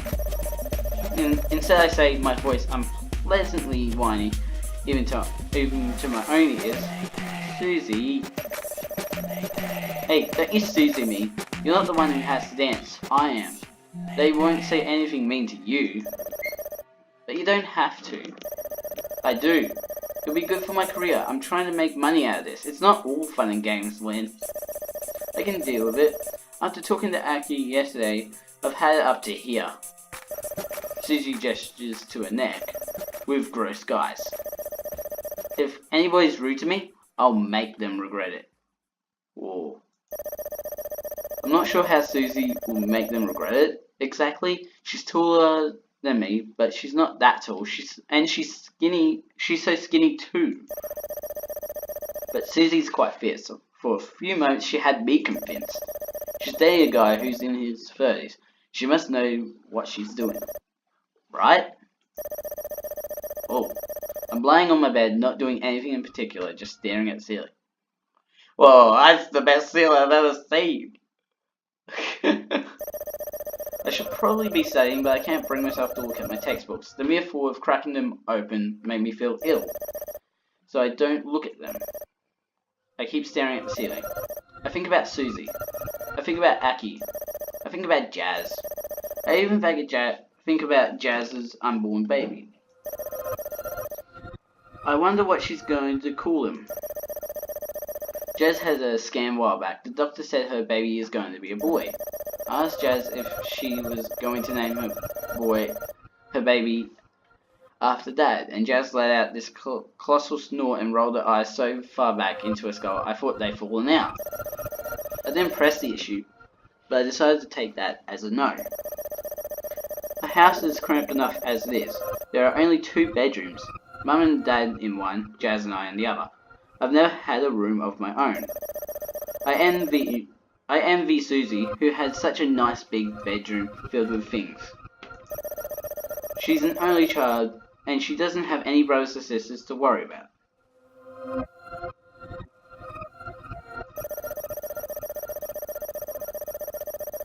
I'm sure Susie's parents have more than enough room in their house to slot in a newborn baby, but I can't ask them to take in Jazz's kid. I don't think Susie's parents like me that very much, let alone my bastard baby brother. That still leaves one question. Where would the baby go? Well, where will he fit? And what will Dad say when the baby's being born? He won't be able to pretend Jazz isn't pregnant then. Not when the evidence is staring him right in the face. Oh, will he lose his temper? What if he makes a scene at the hospital? What if he starts shouting at Jazz? I can barely bear to think about it. Maybe I shouldn't think about it. I don't want to, but... Lynne, are you busy? There's a dull knock against my bedroom door. It's Dad. Lynne, hey Lynne. He knocks again. He isn't knocking very loudly, but I know Dad well enough to know this could become violent at any given second. I sit up, brush my fingers through my hair, and hasten to answer him. I'm free. You can come in. The door handle turns. The clock clicks. I swallow. Dad stands in the doorway in all his glory. He's a huge, hulking figure. He's over 6 feet tall, with broad shoulders and hands large enough to crush whole walnuts. When I was a little girl, I couldn't imagine there existing anybody bigger than him. I was wrong. Dad is even that tall, not compared to other people. He's a little above average, I guess, and the muscles he developed through years of manual labor add to his menacing physique, but there are bigger men. But I don't want to live with men like that, and even if I did, I haven't learnt to be scared of...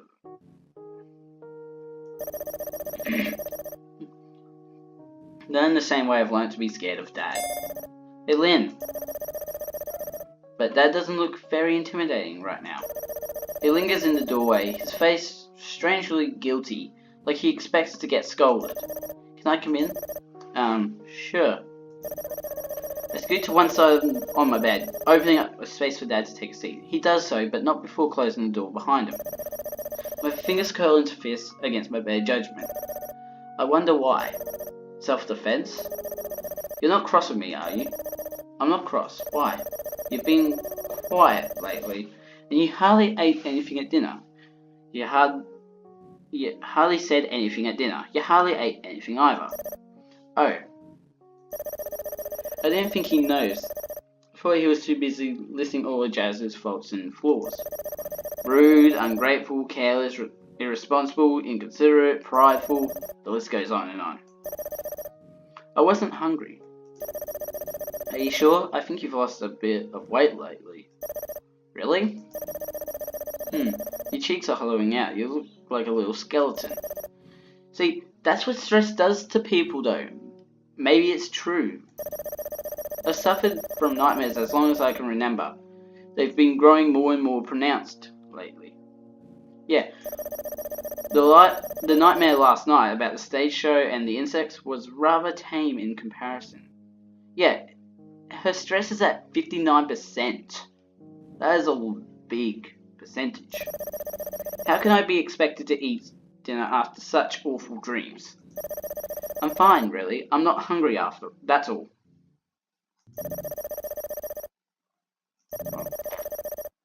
You're not on some kind of diet, are you? I shake my head.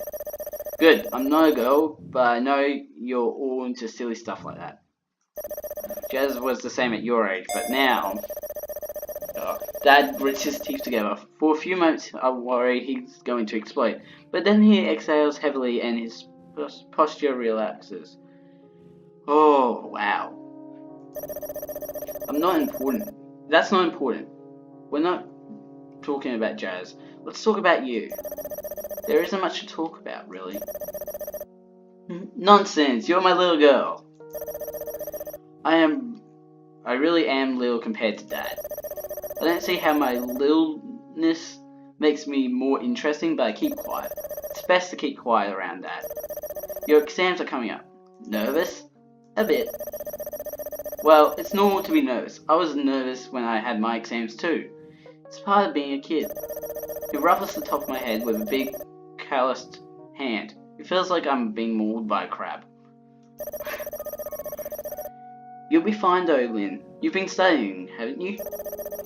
I glanced at my bedside table, stacked high with Jazz's old textbooks that I haven't bothered to open. I swallowed. I don't know what hurts more, Dad's large hand on top of my head or the weight of his expectations. Yeah, I've been studying. Good girl. So long as you try your best, that's all I can ask for. I'll try. But I don't mean it. Is that what you were doing with Susie today, love? Studying? Yeah. That's nice. I knew she was a good influence. I'm glad you're hanging out with the right sort of kids, Lynne. Not like Jazz. She's always going off with that awful Von girl. Though she's so much older than Jazz. I should have been stricter. I told her off enough times, but Jazz doesn't listen. She doesn't she? She never has done, never will. That didn't make sense at all. Even when I shout at her, it makes me wonder what the point of it is. Oh man, I'm getting tangled up with the easiest of sentences. Besides, what kind of father am I if I can't even discipline my own children? I don't think anybody could discipline Jazz. She's a law unto herself. My why comment brings a smile to Dad's lips. It's rare that I see Dad smile, but when he does, it's usually around me. I'm not trying to boast. That's just how things are. Jazz never makes Dad smile. She makes him shout and spit and rage. You're right, totally right. You're often right, Lynne. I don't know. I do. Don't say yourself short. I was like Jazz when I was her age. I thought I knew best. I never listened to anybody, least of all my parents. I was a poohead. I made a lot of mistakes when I was raising Jazz. So did Mary. I don't want to make the same mistakes with you. I want you to study hard. I want you to get a good job. I want you to make something of yourself. You know that, don't you, sweetie? All of a sudden, my throat feels dry. My throat has felt dry the whole time I've been playing.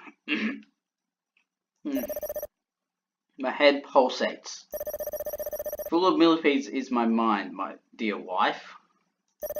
I think that's from Shakespeare Macbeth. We were studying it in school.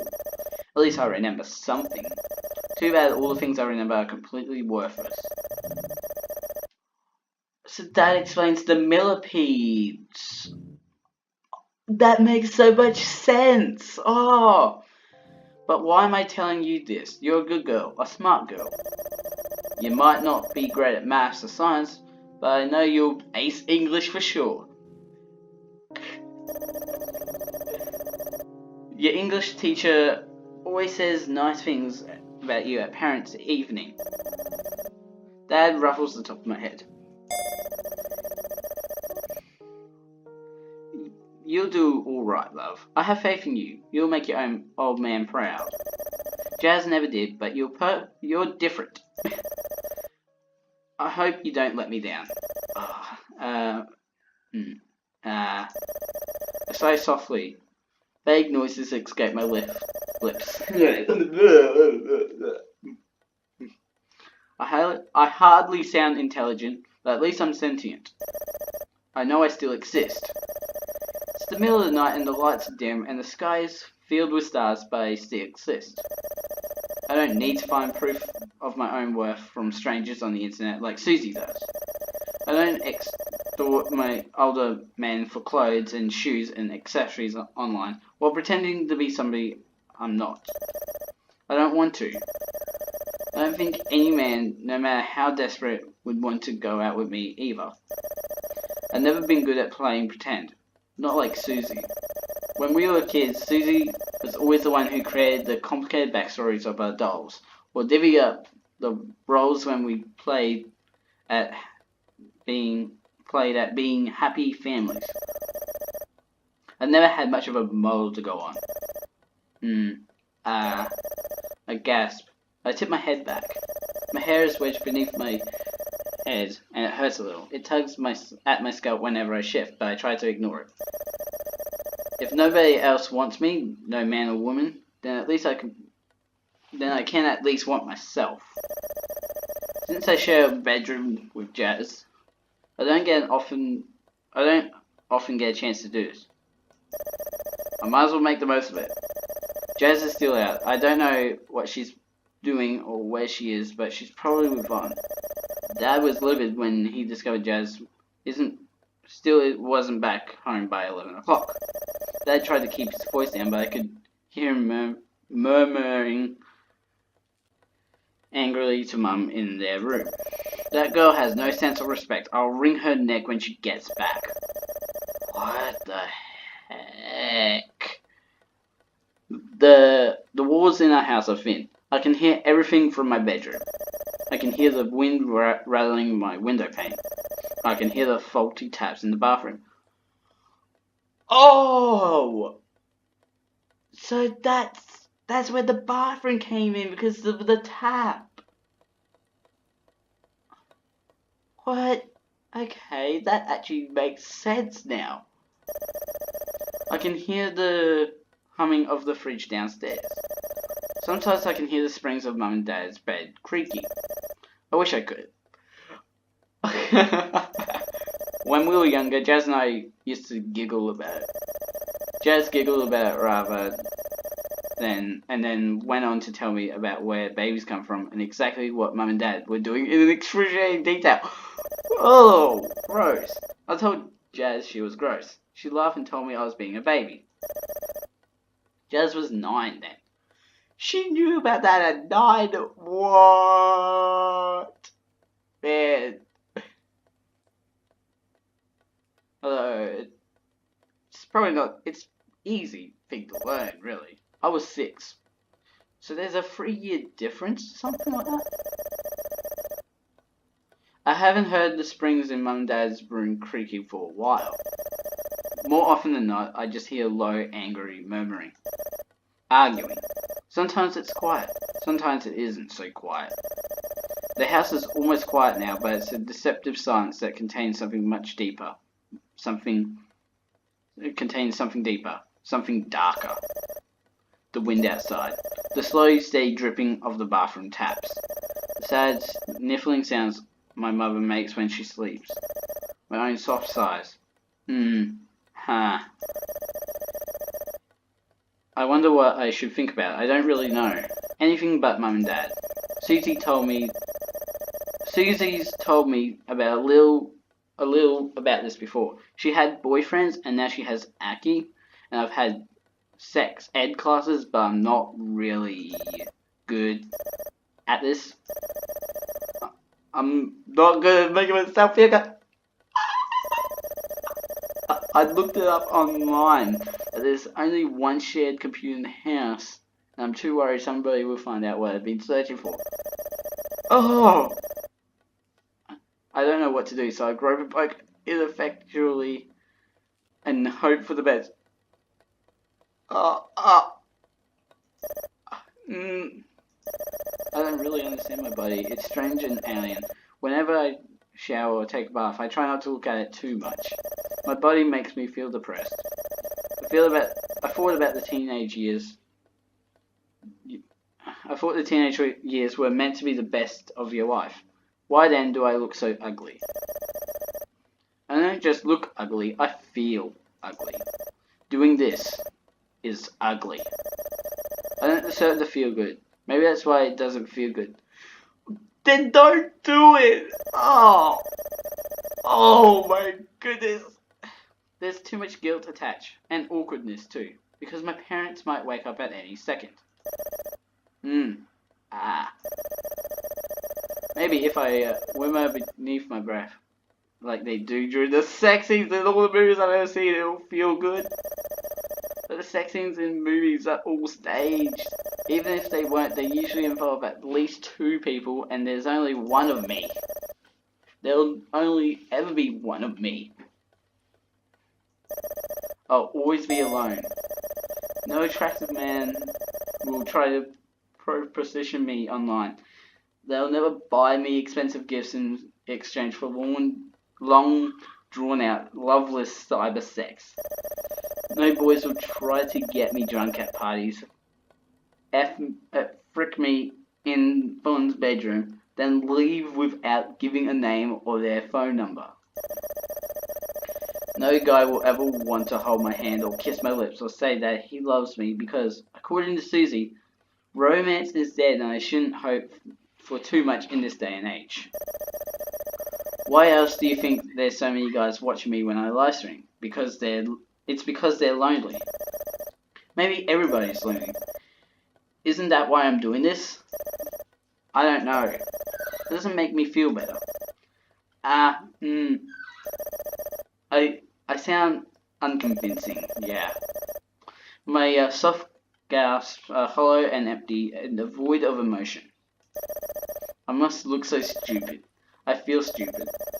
Now I'm supposed to be the smart one. If I was more like her. But why am I thinking about that? I tense, my fingers spasm, my back arches, but not because I managed to achieve climax or anything like that. I don't know what that feels like. Oh my... This is just... Susie says it feels good. I'll take her word for it. Susie lost her virginity at the start of this school term. She's only 15. Whoa. That's young. Not just young. It's illegal. It's especially shocking considering Susie is supposed to be a good girl who comes from a nice and normal family. Her dad watches birds and her mother translates manuals for assembling TVs in kitchen cupboards. I don't think they ever argue. They don't seem to like the arguing sort. But Susie still lost her virginity when she was 15, so maybe that's an normal thing that girls do? No, that's not normal. I think Jazz was around my age too. But I haven't. I've never held hands with a boy, let alone kissed one. Let alone anything else. Maybe I shouldn't try to think about guys. It's not really working. It's just making me feel even more aware of just how alone I am. A girl then? Should I think about a girl? Susie? No, not Susie. She has Aki. Then... What about the other me? The Lynne with an extra E, whose name would be worth more points than mine on Scrabble. You still go on about that? Oh my goodness. Does she know how to do this properly? I doubt it. She's so prim and proper. She never talks to anyone in class. When we learnt about sex in class, she faced forwards and looked attentive enough, but in this kind of distant way. Like it had nothing to do with her. Like she was never ever going to have sex with any boy. Not like I can judge. I bet I'll never ever have sex with a boy either. I'm going to die sad and alone. I hope Lynne does too. It wouldn't be fair she had a better love life than me. She's already prettier than me and smarter, and her family's richer than mine. Why does she have to take everything I want? It's not fair. Maybe it's because she comes from a better household than I do. Lynne's shoes are never scuffed and the pleats of her skirt are always crisp and neatly ironed. Could I look pretty like her if I tried? I don't know. Thinking about it, Lynne does have quite a nice body. I wonder what it would feel like if she touched me. If she kissed me. If her tongue was inside my... Oh, jeez. What would that feel like? I feel my fingers around slowly, tracing circles in an intimate place I'm a little too embarrassed to actually name. I never tried thinking about a girl like this before. Lisa or Lynne. It's strange. Maybe that's why I'm a little louder than usual, but I can't be loud. The walls are too thin. I don't want my parents to hear me. But it's starting to feel good, and I'm getting kind of wet, and So wait, the stress did go down. Lynne, what on earth are you doing? Ah! For a few moments, I forget about being quiet. The thought goes out of my head altogether.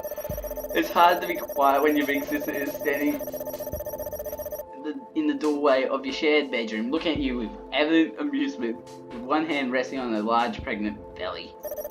Jazz! I pull my hand away from between my thighs like I've been burnt. I think I really am burning. My face is red raw. It's a good thing I still have the covers pulled over me, but it should have been obvious what I was doing. You could have knocked. Sorry. I didn't know you'd be doing that while I was gone. You always seem like such a good girl. Jazz snickers. She looks wickedly amused, like she's seen something hilarious. Well, like I'm hilarious. Who would ever take me seriously anyway? Oh god, my face burns. I pull my duvet. I pull my duvet about me tightly. I wrap it around my body like a shield. I wish I could keep myself in its invisibility cloak, but Jazz's eyes are still boring into me. I can hear Dad shifting around in his sleep in my parents' room. The springs of the old mattress that need replacing 10 years ago creak. Hold my breath, waiting. But after that, he falls silent. The soft sound of his snoring permeates the house once more. And the tap in the bathroom continues to drip. At least you didn't wake him up. Jazz shuts the door behind her with a soft bite. Is he mad at me? Livid. Thought so. Why were you out so late anyway? I was at Vaughn's. We were watching Saw. Hey! Did you enjoy the movie? Probably not the best movie to watch if you're pregnant. I don't know that, though. So don't judge me. Why Saw? Because it's awesome. Agreed. If you're into torture porn. I don't think Saw is something pregnant women should be watching. Lynne is on the same page as me. They should put a warning on it, like alcohol or cigarettes. The baby might be born all messed up. Is that how serial killers are made? I just meant to watch the first one, but I swear. But then Vaughn brought out the second and third, and well, I kind of wanted to marathon them. What? Didn't you worry what Dad would say? A bit, but I didn't want to think about Dad. I'm an adult, I should be allowed to do what I want. And you want to watch Saw? Yep. It's not even Halloween. But I got the fright of my life when I came back. Just let me tell you. You're horrible. Jazz snickers again. I'm just teasing, don't take it to heart. You're a healthy young girl, it's perfectly normal you want to enjoy yourself a little. Shut up. Don't look so huffy. I'm a girl too, I know what it's like. Be quiet. Jazz smirks. Though, you did sound a bit like a dying cow. Jasmine! I want to shout at her, but I can't risk waking Dad. Dad gets angry enough as it is, without being roused in the middle of the night. And I hate to think what he would say to Jazz once he's seen she's back. All I can do is whisper angrily instead. I'm mad Jazz has taken away my right. He even my right to be angry, but I've never been good at expressing myself. What? I'm just saying. You don't have to say. Well, sorry for trying to give you some advice. Wouldn't you rather come from me than a future boyfriend? I'm never going to have a boyfriend. Well, your legs are getting kind of hairy. Don't talk about my body like that. Hey, don't sweat. I'm not exactly rocking a bikini body here either. Jazz pats her stomach. I pout in return and Jazz laughs. She ruffles my hair. Don't worry, Lynne. This is just between you and me. I won't tell anyone. Really? Yeah, although, what? Jazz prods me in the cheek. You were pulling some weird frickin' faces. It looks like you've been possessed. It was actually pretty scary. My face burns bright red with shame. Oh, looks like we're entering another dream, guys. Everything is made out of concrete. The walls, the floor, the ceiling. It's all dull and drab and grey. Mold sprouts in the corners of the room. It's dark black in the centre, but pales around the edges to a soft, almost pastel blue. The mold would be almost pretty, I guess, if the rest of this place, whatever this place is, wasn't so horribly cold and dank. I shift uncomfortably. My behind hurts. The cold leaks through the back of my trousers. My thighs are turning into ice. Why am I sitting down in a place like this? Where in the world am I?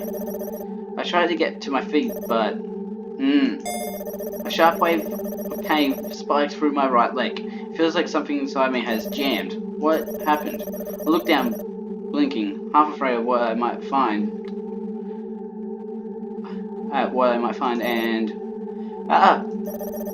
and a soft pained moan escapes from my lips. My right leg is bent at an awkward ankle. It's not just beneath the knee, like a tree branch in a thunderstorm. It sticks out sickeningly, uncanny and natural to the right. Much too far to the right. Is the bone piercing through my skin? It feels like it. It hurts. I didn't realize how much it hurt, but that's just because I didn't realize it was broken so badly. Not until I saw it with my own eyes. But that doesn't make any sense. Why didn't it hurt before? Even if I couldn't see it, I should have been able to feel it. Maybe it was the shock of being in such a strange environment, or maybe it wasn't broken before I examined it. I wonder, idly, if some invisible force, a ghost or ghoul or phantom, took my leg between its spectral hands and split it in the millisecond it took for me to glance down.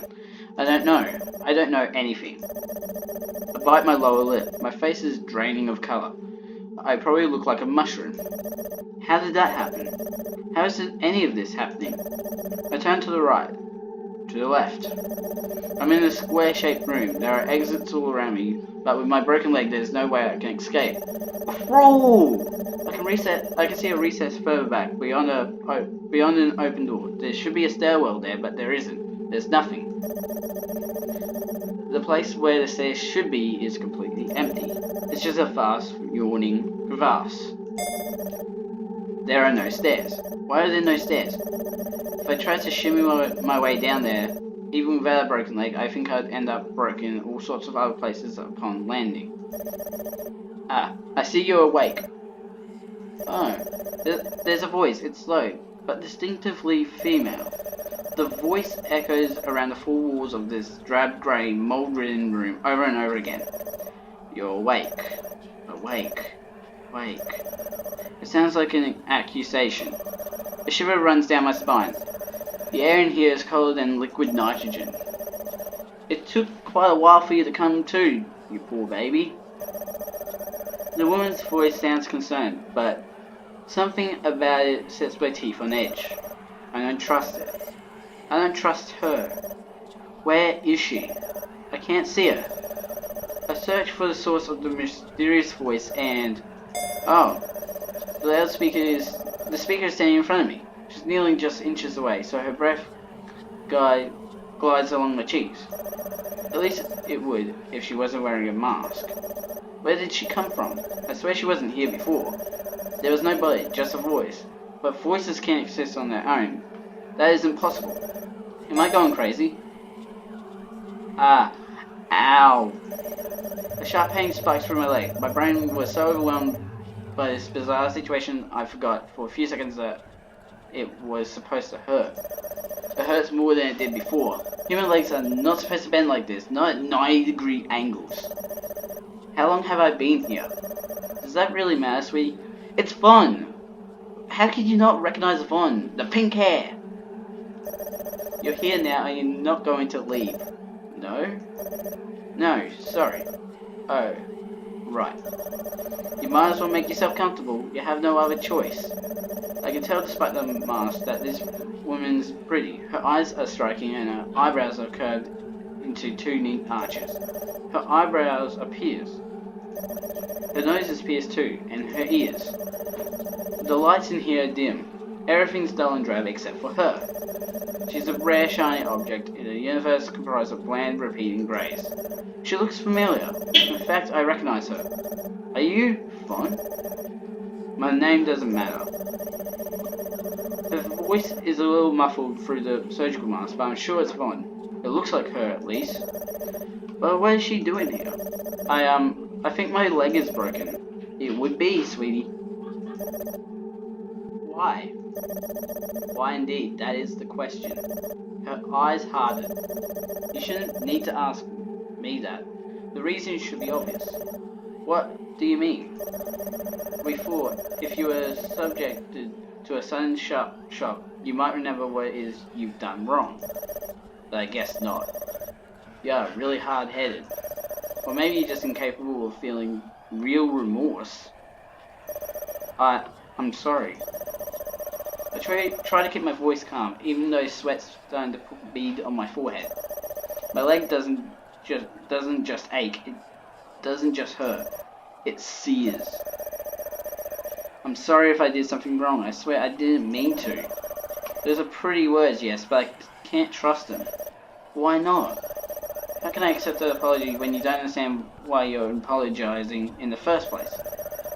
But that's just my opinion. What does everyone else think? The girl who looks like Vaughn, but may or may not be Vaughn, turns her head. Is she gesturing towards an audience? That can't be. We're the only ones here. Aren't we?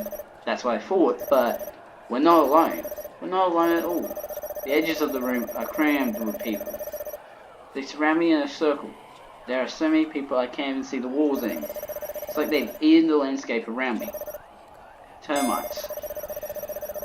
There are so many people, calling them a mere crowd doesn't begin to cover it. It doesn't give any sense of scale.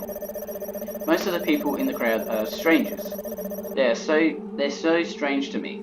Alien, in fact, that I can't tell if they have eyes or ears or noses. There are a few faces, however, that I recognize. Jazz, Susie, Mum and Dad. Why are they all standing there, watching? I try to call out to them, but I can't. The words snag in my throat. It feels like my vocal cords have been cut clean in two by a spectral pair of scissors, perhaps? I can't make so much as a squeak.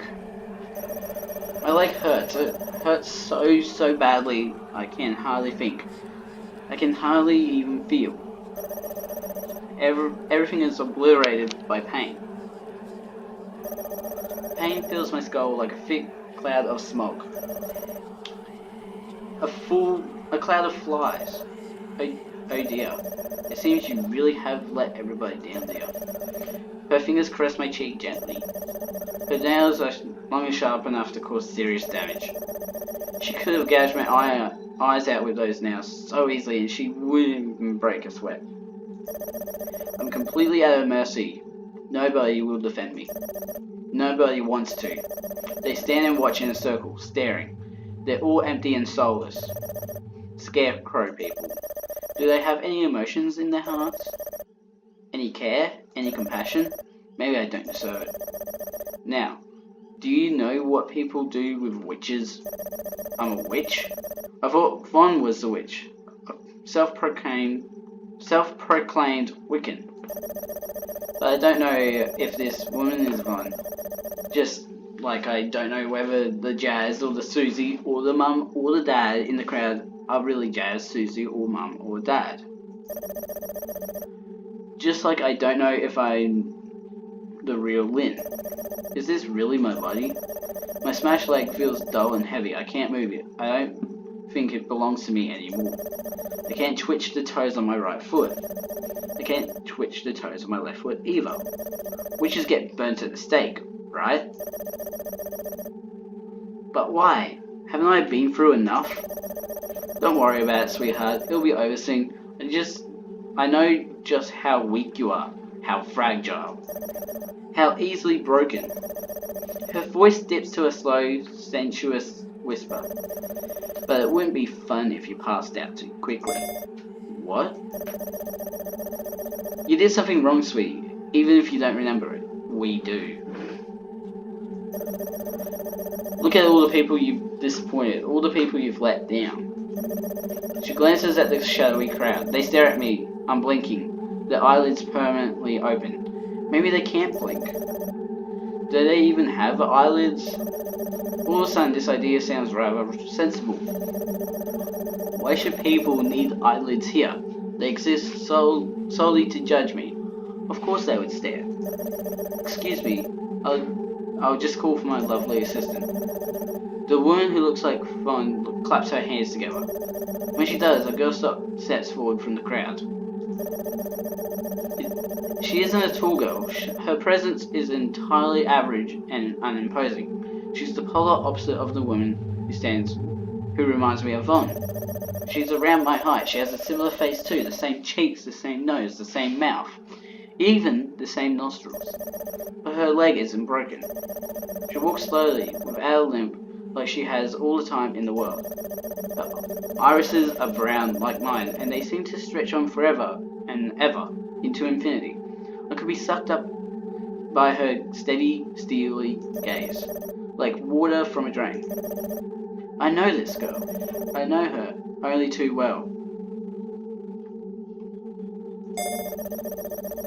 She's there all the time, whenever I'm asleep or awake. I can't escape from her.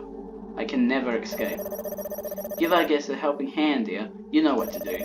Lynne nods soundlessly and kneels down beside me.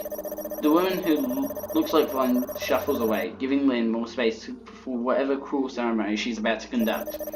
Lynne reaches forward. She takes hold of both my cheeks with her hands. Her palms are cold. I shiver. Is she even alive? Her skin is so pale, I'm beginning to wonder if there's any blood inside her. Maybe she doesn't have blood, but ice. That would explain why she's so cold to the touch. Her heart is a glacial lake, completely frozen over. I want to ask her why. Why are you doing this to me? Do you really hate me this much? Why do you hate me? How dare you hate me? How can you stand to make me suffer when I want to make you suffer much, much more? But I can't say any of those things. My throat is swollen. No sound comes out. Lynne parts her lips slowly. She sighs. Her sweet breath ruffles my fringe. There's something small and white, shaped like a perfect pearl, resting on the tip of her tongue.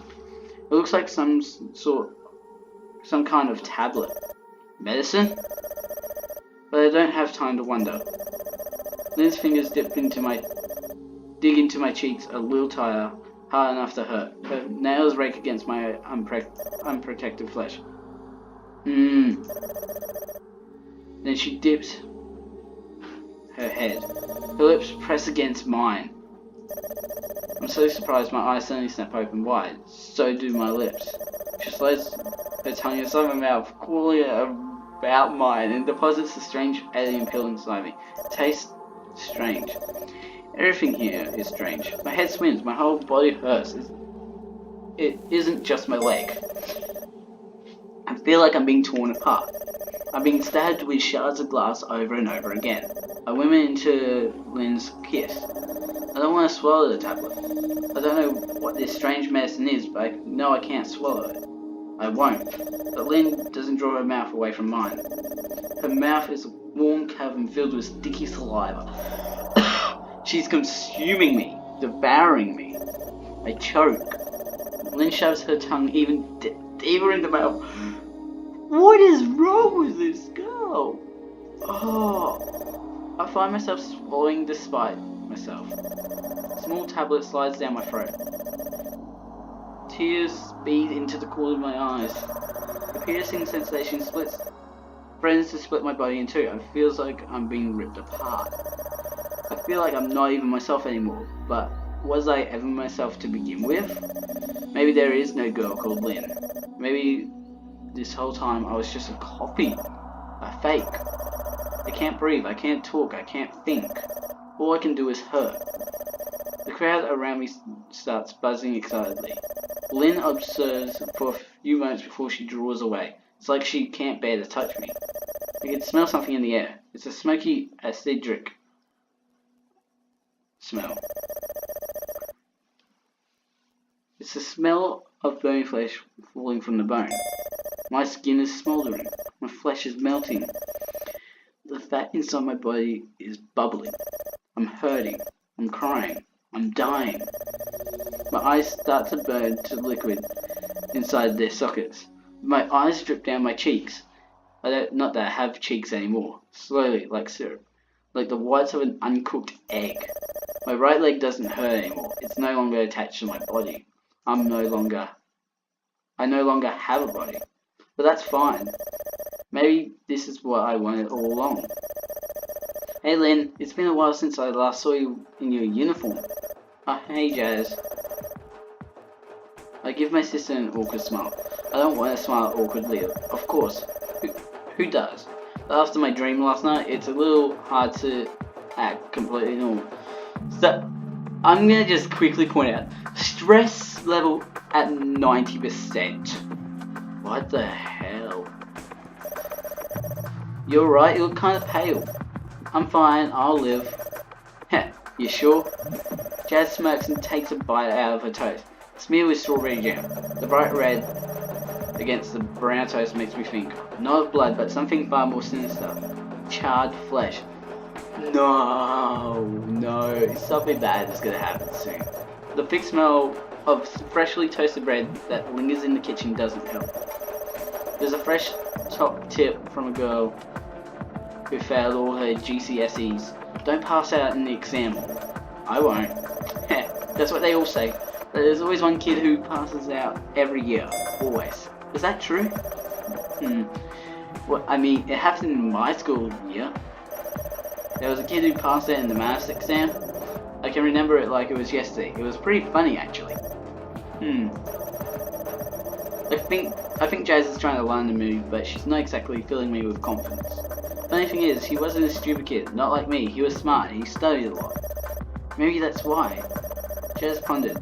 Her lips are encrusted with a fine film of toast crumbs. Maybe smart kids put too much pressure on themselves. When they don't do as well as they want, they freak out.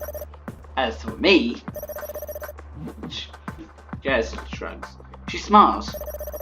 I knew I was going to fail everything, so I never really bothered. It didn't seem like there was any point in worrying. Even though Dad kept pushing you. Even so, I know what my limits are. Maybe you just didn't try hard enough. I didn't try at all. You shouldn't sound so cheerful about it. I know, it pisses Dad off too.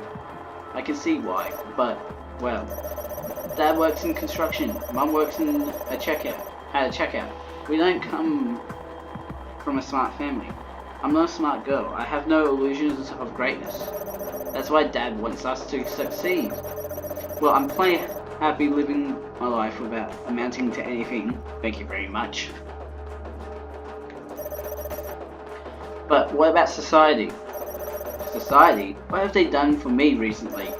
And Jazz laughs. Frick it all. It doesn't matter. Jazz sounds proud. She sounds proud about everything, even the things she probably shouldn't be proud about.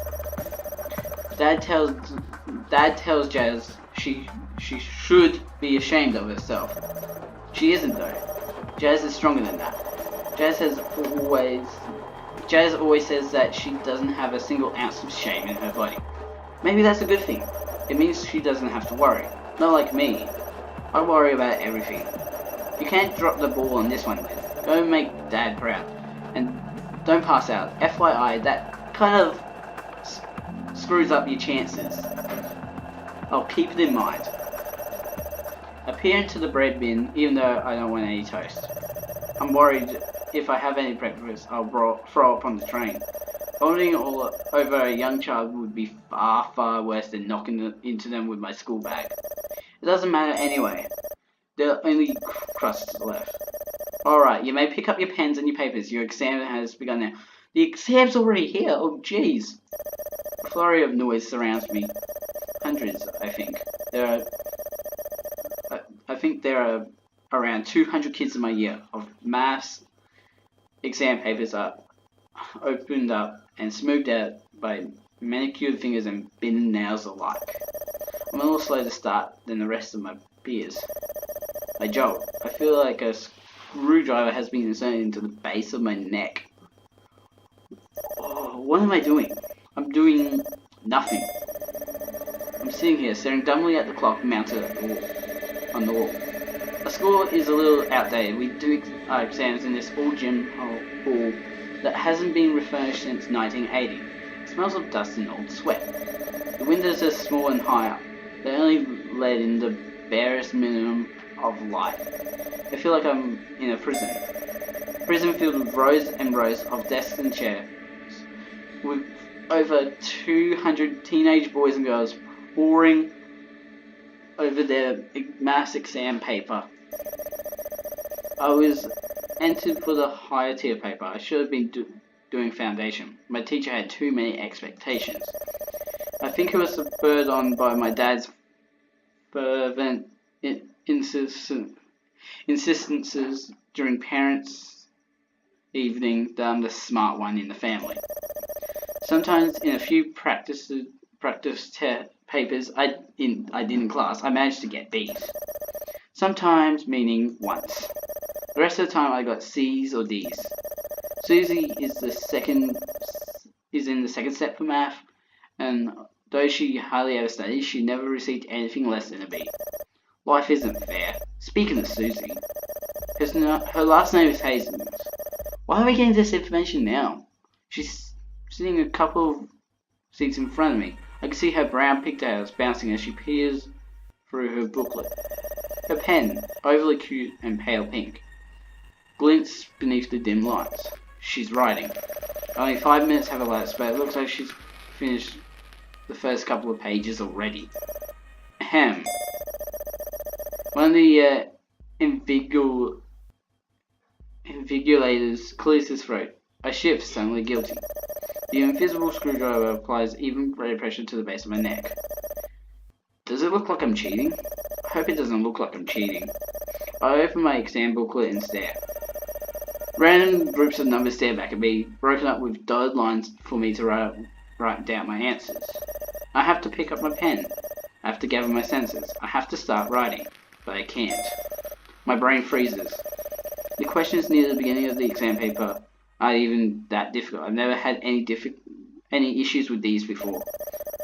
Find the perimeter of this shape. What is the circumference of the circle? What the line of best fit? It's not that hard. I've answered questions like these before, but I can't now. For some reason, nothing makes sense anymore. My breath catches in my chest. The whole world around me spins. I feel like I might fall from my chair, but the act of falling requires too much energy. All I can do is slump. I press one hand against my chest. My fingers are shaking. I'm too anxious to even raise my hand. I don't think I could walk to the toilet even if I did get permission, which is unlikely. The head invigilator is pretty scary. I don't want to deal with her. I don't want to deal with any of this. God, but how disappointed would Dad be? they'll all be disappointed that I turned out to be an idiot. The biggest idiot. 10 years of education, and for what? I'm wasting it. I can't believe I'm wasting everything. Susie's pale pink pen bobs. It catches in the light. When I squint, I can see the individual particles of dust swirling in the air. 10 minutes have gone by, so I haven't written anything. Everybody else is writing. I'm not. I can't. Why? I reach for my pen. My palms are slick with sweat. I'm betting Lynne is having no problem with this paper. She's in the highest set for math, and although I've never seen any other work, I'm sure she's a straight A student. She's just that sort of girl. I wonder where she is. I glance about the gym surreptitiously, but not because I want to cheat. I'm not brave enough for that, but I'm curious. We're seated in alphabetical order. My last name is Harper. Lynne's is Adkins. She'll be further ahead of me. Maybe to the right? Ah, there. I can see her. She's pretty far away, but I can see her clearly. Her hair falls around her shoulders in shimmering ways. She pauses, her pen still poised in her right hand. She glances upwards. Maybe she's staring out the window. She's so confident in her own abilities that she doesn't need to focus on the exam paper. I shift and rub my thighs together. I'm sweating. Why is it so hot today? It must be because there are so many sweaty, stinking humans crammed together in this room. It doesn't feel that hot when I was waiting for the train. Lukewarm more than anything. The nightmare surfaces to my mind once more, in alarmingly vivid detail. It gets clearer and clearer the more I will for it to go away, like the legs of a spider crawling up, slowly emerging from a sinkhole. Lynne's hands against my cheeks, her lips against mine, a sudden intense burning, my eyes melting out of my skull. Oh, the stress level is at 99. I draw in a sharp breath and grit my teeth together. I can't focus on my exam paper, it's all nonsense to me. Just numbers that have no meaning and blank spaces to show my working when I can't work anything out at all. I don't understand a thing. All I can do is stare at the back of Lynne's hand. Half an hour has elapsed. Lynne is looking back down at her exam paper. Her slender fingers turn over a new page. Her motions are so casual they almost feel insulting. Is she trying to make me feel bad? No. Probably not. I doubt she even knows that I exist. My stomach turns. I hate her. I really, really hate that girl. If only she would disappear, then none of this would be happening. Everything would be so much better if she had never been born.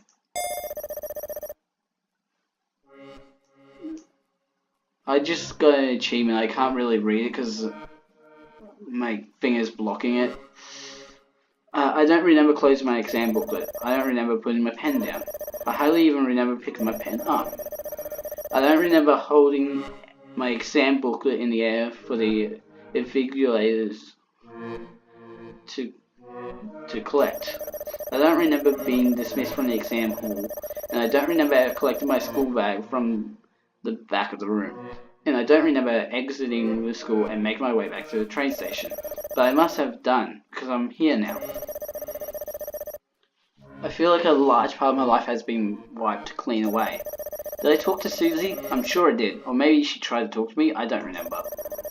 She probably wanted to compare answers, not that she needs to. Susie's far, far smarter than I am. I have no advice to give her. No advice other than, don't screw up like I did. Not writing a single thing in your exam booklet will do that to you. Screw you up, I mean. Oh well. It's too late to worry about that. The exam's over now.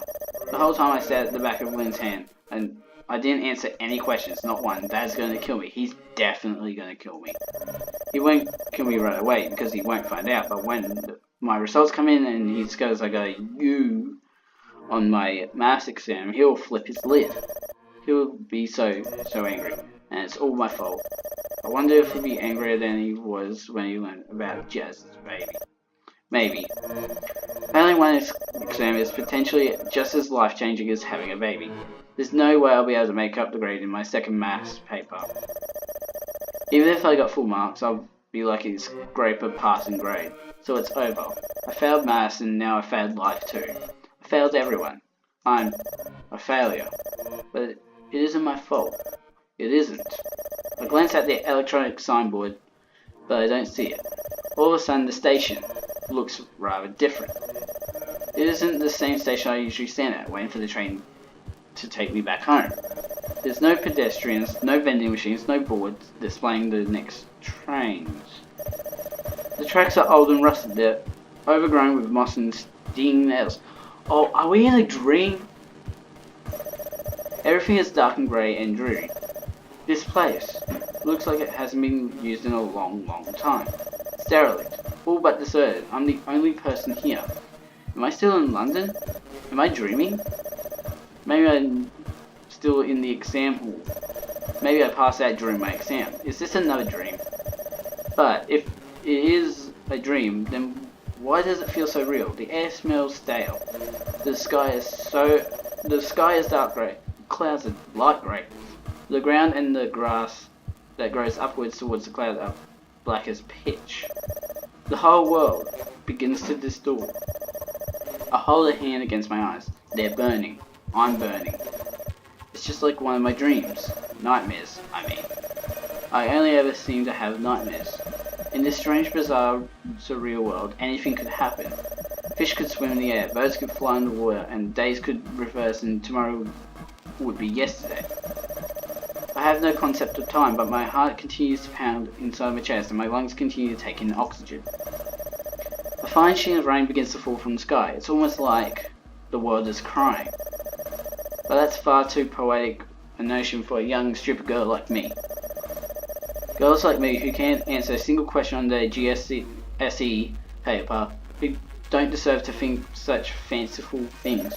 This train station, however, is certainly fanciful enough. Is this my own world? Am I the only person here? Excuse me. You're in my class, right? No. I'm not alone. Of course I'm not. Even in my own delusions, I can't be on my own. I can never be on my own. You're going back to Strawberry Hill, aren't you? My inquiry is polite, but makes me grit my teeth further. Feels like she's looking down on me. Do you know if any trains are running? This is all so strange. There's nobody else here, so I was wondering if you knew what was going on. Why is she asking me this? Do I look like I would know? I don't know anything. Maybe behind her innocent facade, she's mocking me, just like everybody else. She's mocking me because I'm not her. I'm just me, plain boring Lynne. Not Lynne. She isn't me. I wish I was her, or maybe she was me. That we were the same, but we're not. I can't be. Excuse me, Lynne? I don't think she ever addressed me before. Maybe that's why she sounds so hesitant. Or maybe it's because of the expression on my face. I don't know what my own face looks like, but it's probably quite scary. Lynne, are you by any chance feeling sick? I am sick. I am sick of her. Lynne? She extends her arm out slowly. Is she going to touch me? My body shivers. I want her to touch me, but at the same time I don't. I can't let her, so I take a step backwards. Disgusting. Excuse me? Didn't you hear me? Didn't you hear? You're disgusting. I push her away. I push her so hard, in fact, she stumbles. Her eyes widen in surprise. Oh! She falls backwards. Her behind hits the ground with a soft thud. She blinks up at me, anxious, unsure, and afraid. Yes, she should be afraid. I'm the one with the power here. I don't usually have power in my dreams, but I do now. It would be foolish if I did not use it. Right? I kneel down, straddling Lynne's chest. My thighs pin her limp body at both sides. I need to block off her escape routes. Even if she tries to throw me off, I don't think she could. Her arms are white as chalk, skinny like twigs, and she doesn't have enough power to push me away. I won't let her push me away. Lynne, you... Why? Why should I need to answer her? I don't need to answer. Shut up. I slap her across the face. Oh jeez. Her head jerks to one side with a sickening smack. For a few seconds I worry I have shaved her skull. Is she really that fragile? Of course she is. I'm fragile too. Maybe all people are, to a certain extent. Even people like that. But I'm not the same as Lynne. We can't be. Lynne, why are you doing this? Lynne blinks at me. Her eyes are filled with tears. A dark, deep purplish blue bruise blooms across her cheek like a rare flower. It's almost pretty. Not pretty enough. I want to hurt her more. Much, much more. I'm tired. I'm tired of being the one who gets hurt all the time. I slap her again, and again, and again. Each time her head jerks obligingly. She's so easy to play with, and fun too, like a doll. She's an incredibly lifelike, life-sized doll with teeth that rattle around in her skull when I hit her. I know we're not close, but I didn't think you disliked me that much. Did I do something wrong? If you have to ask, that shows you don't understand. What? You don't understand. You never even tried to understand.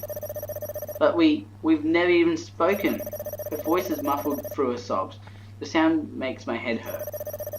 The invisible screwdriver is back. It bores into the base of my neck with frightening precision. I need her to stop talking. How do I make her stop talking? That's enough. I don't want to hear your voice anymore. You need to atone. Atone for what? For what indeed? What did she do? She didn't do anything. But she needs to be punished. She's making me doubt myself. I can't do that. If I start to doubt myself, who else can I blame for my faults and flaws? I don't have anybody else I can take this out on. Nobody who will listen. Nobody who will understand. It doesn't make sense even to me. Of course it doesn't make sense to her. That's why she can't talk. She absolutely, definitely can't. If she talks too much, I'll start to realize how stupid this all is. I'll realize just how hollow and empty I am. I hate you, I hate you, I hate you, I've always hated you. But why? There is no reason. No logical reason anyway. Because you look just like me. What? You look like me.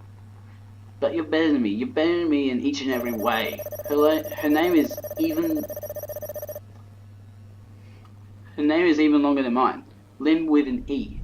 You'd earn more points if you play it on the Scrabble board. None of the names are allowed. You're still harping on that. Huh, Lynne. It's against the rules to play names in Scrabble, strictly speaking. But that's never stopped Jazz before. Jazz has no shame. I have too much. Apparently when I touch myself, I pull stupid faces.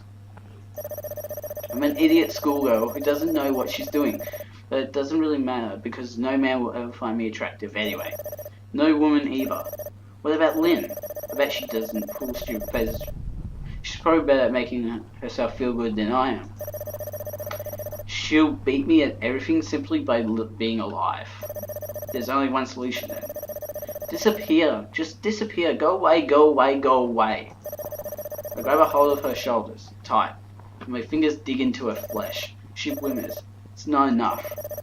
I slam my head against the cold hard floor over and over again. I slam it hard with even more strength than I know I possess. Her skull cracks. Maybe it fractures. Maybe it breaks. Maybe holes are opening up inside her head and her brains are starting to leak out. I wonder what brains look like. I've never seen them before. Are they grey? In biology books, when I was a kid, the brains are always bright pink. I'm not stupid enough to believe that's really true. Just what is true anyway? Is this real? None of it feels really real. None of it. Except the 6 smacks of Lynne's head against the concrete floor. Water falls around me. It's almost like the sky is crying. Lynne is crying too. Her nose is running. Her pretty face is covered in red and blue and purple bruises. She's bleeding. She's leaking. But she's still alive. Her body twitches. Her breath forces its way out of her lungs slowly. In and out. In and out. She's so persistent. Just disappear. Go away. Leave me in peace. She doesn't know what happens to witches. That's right. She's a witch. She's a witch who's stolen what should be mine. I have nothing. She has everything. That's fundamentally unfair. She deserves to be punished. Lynne. Why? She looks at me. Her eyes are glassy. They swim with tears. She's so wet you could probably stick a goldfish or two in one of her eye sockets. A bear would be able to bob along quite happily. That is, if goldfish are saltwater fish. I'm not sure. I'm not smart. But I am smart enough to know the answer to her question. I have to hurt her. She has to suffer. That's just the way out of the world. All because I'm not you. I wrap my fingers around her throat. What happened? So, was that a dream or not? Because if that was a dream, she probably killed herself. If it wasn't a dream, she's basically committed a murder. So, but yeah, the dream she was having, all of them had relations to the real world. So the first dream that you start off in with the bathroom and the dripping sinks, the bathroom of her house has a dripping sink. I don't know why it was a public bathroom though. Also, the second dream she had with the bugs and all that, it seems rather coincidental that she was wearing, like, all the characters were wearing the same clothes. Like Jazz, you could sort of leave her out because she's always wearing the same thing throughout the game, but Lynne, without the E, wears the same clothes as her dream. And you can also sort of count Jazz out, I think.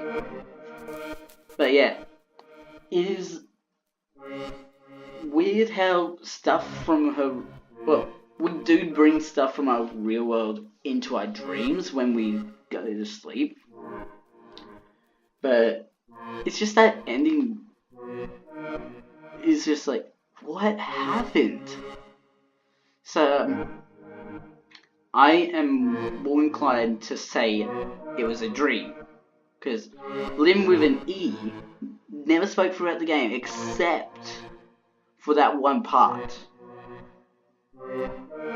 and like she's seen like reflections of Lynne with an E. She's seen reflections, like she's seen her in the crowd. Her and Lynne sort of kissed, and then only in the last section she talked. Anyway, that is all for today. Full playthrough of Lynne. Anyway, I'm the Mad Scientist. Links to my YouTube and my Twitter will be down below. Links to previous games I have played on this channel will be down below as well. And don't forget to subscribe and hit the bell for more videos. Mad Scientist, out.